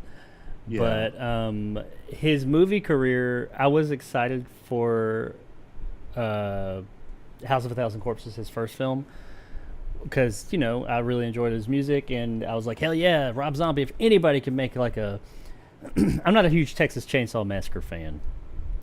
I respect it for what it is. I caught, much like you, but it's different reasons, I caught a lot of flack on YouTube for saying that in a video one time. Somebody, they were calling me out on it. I was like, it's a fucking movie. I just don't care for it. I respect it for what it is. It made me feel dirty, is what it is. I know that was the point. I didn't like it. Whatever. And I understand it was kind of a homage to that. So, but I was excited to see it because it was Rob Zombie. I didn't like that movie. I did not like House of a Thousand Corpses. The words hate come to mind. I really didn't like it. I was the only person in the theater. Captain Spaulding. Yeah. There's aspects of it, I guess, I appreciated, especially years later when they showed up in other movies. But the movie itself, I was supremely disappointed. I don't know what I was expecting, but that wasn't it. I know the movie has its fans, but I just didn't care for it. Now, and because of that, I did not see The Devil's Rejects when it first came out. I saw it when it came to video. I really liked The Devil's Rejects. I thought that was awesome. Yeah. Which is just a sequel to House of a Thousand Corpses. But it's almost its own thing, too. As far as like a grindhouse film. Yeah, as far as like Three from the Grave. Was it Three from the Grave? Three from Hell. Three from the Grave is a YouTube channel. But Three from Hell, I thought it was okay. It was fun. It was what it was. I didn't think it was necessarily needed. It was definitely a fan thing, and it was whatever. It was fine. Captain Spaulding was sorely missed. I mean, I know why, but he passed away. Sid Haig. But it was fine. It was whatever. If I never saw it, I would have been fine. And since I did see it, I was fine as well. So I didn't see the Lords of Salem. I just heard it was bad. I mean, it's not great, but at least he was trying. I like his Grindhouse short that he did, the Nazi werewolves thing that he did. Oh yeah, the trailer for I like that a lot. For Grindhouse. Yeah, that was really good. Yeah. So anyway, I his movies have been very hit or miss with me. His Halloween movies. We didn't talk about those. I don't want to talk about that. I'm sorry. What? Wait, what did I say? Well, I'm sorry. A lot of people don't want to talk about them. Okay, I'm kind of in a weird place with those too because I know a lot of people do not like those movies. I have never been the biggest Halloween fan. Actually, I got a bigger appreciation for Halloween, like in my 30s, the past 10 or so years. I gather a bigger appreciation for Halloween. I love John Carpenter, but I'm not the hugest Halloween fan. So when I heard Rob Zombie was making Halloween, I was like, whatever. At that point, his movies have been very polarizing to me, very hit or miss. And Halloween, I just really was like, whatever. Much like Texas Chainsaw, I respect it. Just wasn't my thing at the time. But his first Halloween movie, I thought was okay. It was more like a copy of the first. It was his take on the first John Carpenter Halloween, so it was like, whatever. I know people hated it. I felt like the second one, which is the one a lot of people hate, I actually thought that one was I'm not going to say good, but I'm going to say it was where he was able to not be confined to a predetermined story. He was able to tell his own story there. Whether that story was good or not is up to the individual, but he was able to tell his own story and go his own route. So we saw that was a more representative of him, I felt like. And I thought the movie was okay. And I've only seen it like once, and maybe it was the environment I was in, I don't know. So that's where I was with Rob Zombie. The Munsters, I'm aware of the Munsters. It came on when I was a kid. Reruns. But I wasn't, like you said, I wasn't the biggest fan of it. I was just like, it was more my popular or pop culture knowledge of it is what I had. I didn't really know every little in and out of the show. I was aware enough of it. I was more into Addams Family. But when I heard that he was going to be doing this, I was like, you know what, that's a great fit. And I will be interested to see what Rob Zombie does with a more family-friendly environment. Because he's always done like ultra-violent, hard R material, and that is kind of his persona, so I was interested to see how that was going to turn out. Like you said, the first trailer of this, I was like, there's not a lot of nostalgia in there for me. Some of it I get and I see, I'm aware of, but I was like, okay, yeah, right on. I will say the end of the teaser, when it went to color, I was like, okay, that's a choice, because it's well known for being in black and white. But you know, the Addams Family went to color, even though it had a very muted color palette. Yeah. And then we got this trailer this morning. I like how you're so excited, and then you're like, yeah. I'm gonna just say I didn't like this trailer. I'm not saying I won't like the movie. This trailer was not what I was expecting. And it didn't do it for me. It looked cheap. And that's not to say that, I mean, I think that all the stuff on screen looked accurate from what I remember or what I know of the Munsters.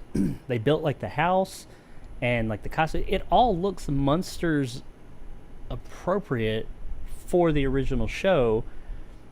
The characters, I guess, are acting like they did back then, like the Herman Munster, that whole thing. All that works, but the look of it, it looks like it's shot on video.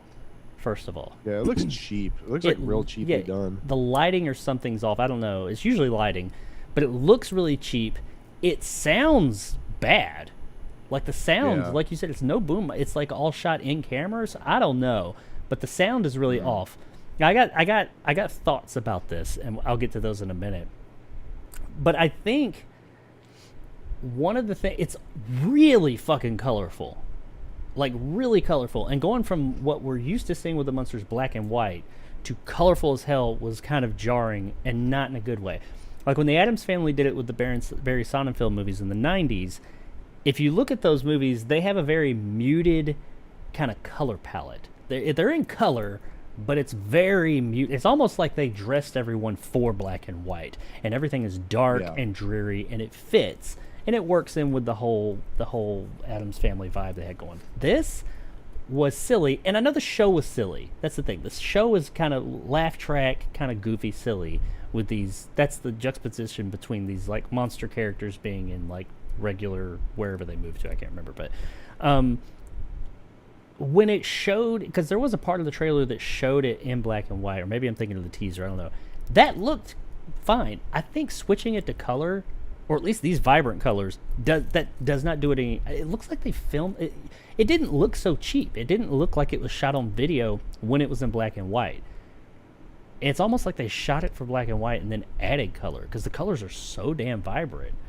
And I'm like, I think maybe that might be doing it an injustice. Well, that's like, I don't mean to promote the Fifth Dimension again, but that's why I put in black and white. Not only is it homage to Rod Serling's show, but I feel like black and white, like you watch the Mad Max Fury Road in black and white, and there was another movie they put in black and white. It looks like way better than, way better than, the colored version, like the with color and stuff like that.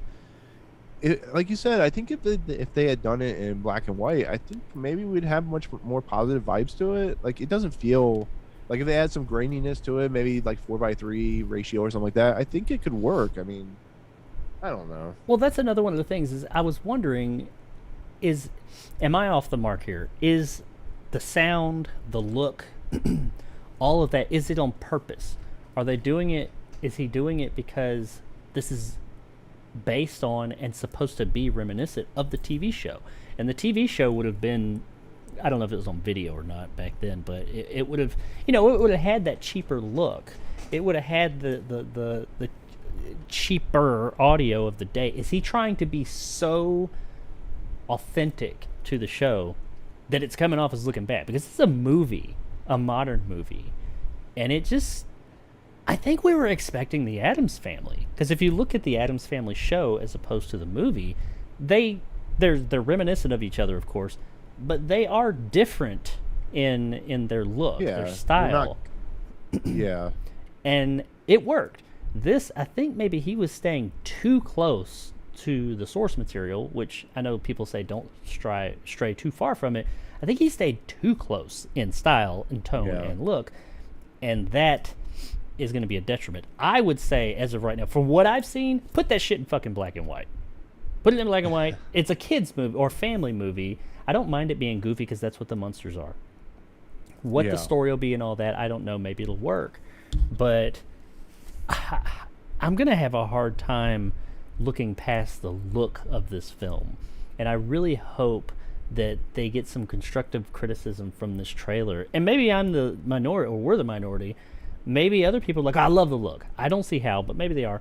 I haven't seen any, because it just came out today. I haven't seen any other people talk about it as of yet. But I just put that shit in black and white, or mute the colors. Bring the colors down and do something with. I don't know. Do some fucking movie magic, because the look of it is really off-putting to me right now. It was so much so that it's hard for me to take in what's going on in the story, because the look is so cheap. And I know that the movie had money behind it.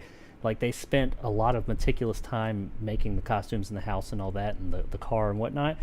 So I know that there was a lot of love and care put into it, but I'm not seeing that on screen. That's not what you're portraying with this, because I was not blown away by this trailer. You can't hate on Rob Zombie for wanting to make films that appeal to him. And like, as bad as like half his movies are, I mean, at least he knows what he wants to do. It's just, when you're dealing with something like the Munsters, which is, like the Addams Family, a very popular horror comedy family show, and this is what you're producing, it's almost like you're just doing things to do things, and I don't know. Well, and well, let me say, the other thing that the Addams Family had though that this movie doesn't. It has like people like Raul Julia and Angelica Houston, Christopher Lloyd, Christina Ricci. The second movie is probably funnier than the first movie, and it has like fantastic Barry Sonnenfeld directing. It's produced, I think by maybe Tim Burton or something like that. I don't remember.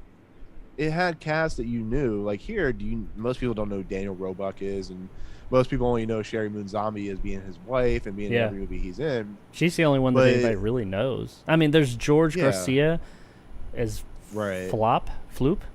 I mean, people just know him as the guy from Lost. Yeah, and then you have, let's say the guy playing Count or whatever. I don't know what his name is, but I think it's Grandpa Bill Moseley. Daniel Roebuck. Yeah. Yeah, Wait, Bill Moseley, I don't think is in this. Oddly enough, I'm looking at the cast here. You got the Grandpa Munster is Daniel Roebuck, and then Jeff Daniel Phillips is Herman, and Richard Brake or Brack. Yeah, Richard Blake. Yeah, Richard Blake was in Free from Hell. He's he's a doctor. He's somebody.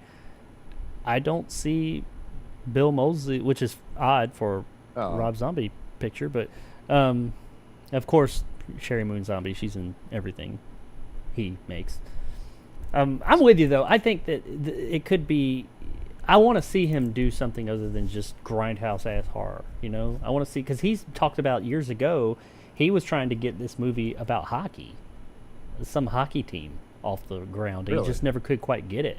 It was a true story biopic about this hockey team somewhere, I don't know. And he was like really passionate about that and just couldn't get it going. So this could be that, hey, it's still kind of, because you say Rob Zombie and the Munsters. I was like, yep, that's fit. Maybe this could be that transition where, hey, I can do family stuff. Let me try something else. I'd love to see it. I love those stories where you have someone who plays against type. And maybe this, I'm not discounting the movie as of yet. The movie might be hilarious. It might be great. But this trailer ain't doing it no favors, in my opinion. But I'm not a Munsters purist. Maybe the purists are just like, yes, this is exactly what I wanted. But I go back to the Addams Family. The movies had a totally different, even tone to a degree. The tone was even a bit different.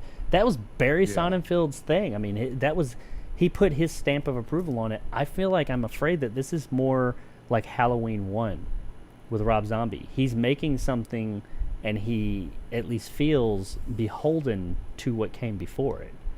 So he's like sticking too close to it, and that's not gonna, it didn't work out for Halloween. I don't think it's going to work out here. I hope it does. I mean, I don't want any movie to be bad, so I'm hoping this is good, and maybe this is just a bad trailer, because we've seen that before happen.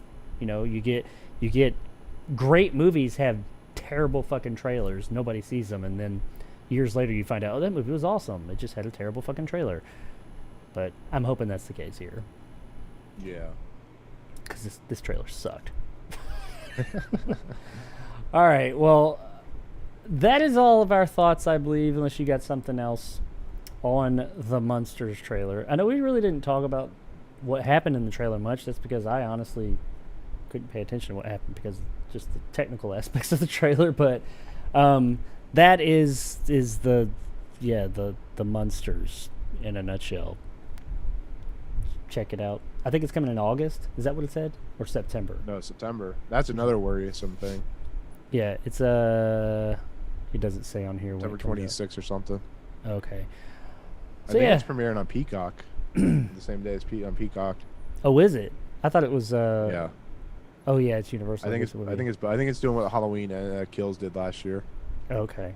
So well. Yeah. There we go. I knew it was coming to streaming, so check it out on Peacock for the couple of you that have that. Whatever. But anyway, that there it is, ladies and gentlemen. That's all we got to talk about today, which I know was a lot. We've been on here for quite a while. This is much longer than I had planned on. I'm going to try and keep these shows moving forward down to an hour to an hour and a half moving forward. So I know that I'm the biggest culprit there. I have to keep myself in check. But this is why the Fifth Dimension is not live, because Yeah. Most of the stuff cut is Jacob. Me, yeah. No, I'm kidding. Before kidding. I joined that show, their shows were 30 minutes long. Now the recording process is about 4 hours. But 6 hours, yeah. sorry, I can talk. I can talk to a fucking wall. Anyway, I guess this is the part where we tell you all the stuff that YouTubers want you to do. Of course, like, subscribe to not only my channel and this show, but also Nick's channel, Movie Emporium. Go check that out. Go to I'm losing my voice. Go to I mean, I know we're in the same room and everything. Oh, yeah, My God, I didn't know I absolutely, could pass it that quick. But go to check out on Monday, every Monday on his show. Check out every day. This guy puts out so much content. But check out his content, but also check out the Fifth Dimension Twilight Zone podcast. Comes out every Monday morning. Lots of good times there. If you're not into Twilight Zone, it might just make you say, hey, let me check out this old little show that everybody knows about. There's a reason for that. But check that out. Check us out. Both of us are on Twitter. Mine, I guess I'll go through my stuff first. Go to Red Neville 2. It's my Twitter account. Of course, check out my content here on my channel that you're watching this on. These shows, I'm going to have a cut down version that goes to audio at some point. I don't know if it'll be right here at the beginning, but I will be going to the podcasting route with that as well for audio for those of you that are interested in it. I do have, right off the bat, I know I have some reviews that will not show up on this show. One for a movie called Last the Night. It was an interesting movie. It's about a shooter and some kids. And the next show and the next Almost Awesome show will be this Saturday. What day is that? I don't have it here. Whatever this Saturday is. So today's 13th, 14th, 15th, 16th. The 16th. Saturday the 16th at 12 Pacific Time, 3 Eastern Time, where I'll be talking about Ms. Marvel. We're going to talk about that show.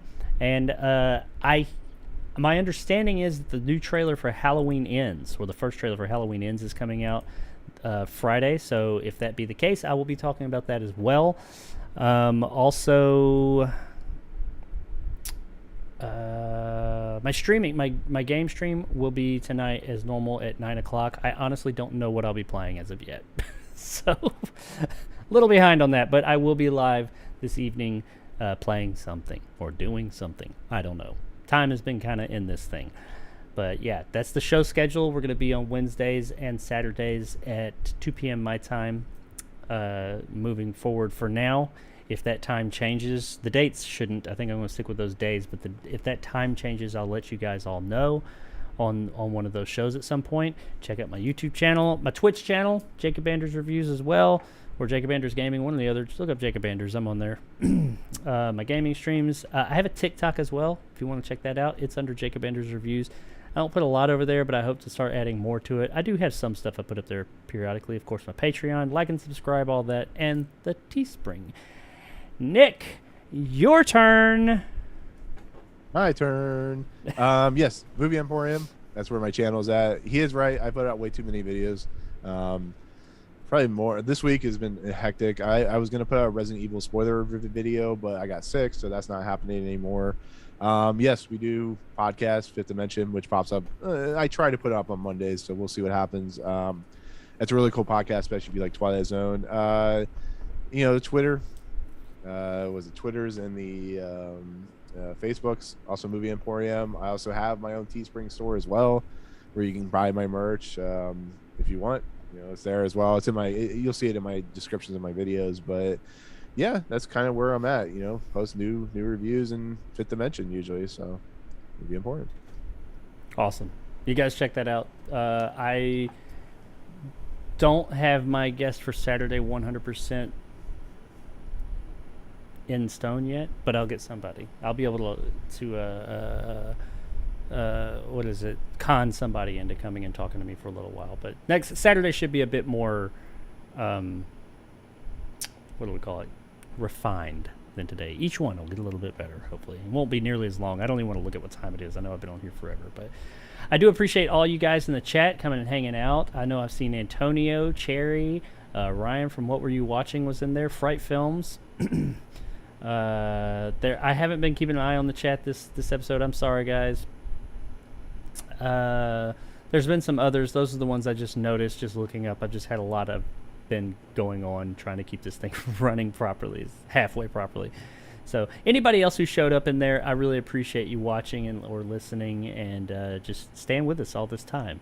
Like I said, it's going to get refined, it's going to get better, and I hope you guys enjoyed the show. And Nick, hope you get to feeling better, my friend. I know that I appreciate you coming on, possibly having COVID and sticking through it.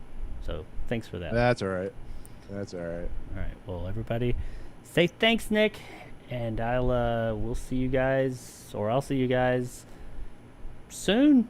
Well, Saturday. Well, tonight, if you come. Yeah, check this out tonight. Check me out tonight. Yeah, I'm just totally fucking this up at the end. Anyway, let me get out of here. Love you guys all. See you later. Bye.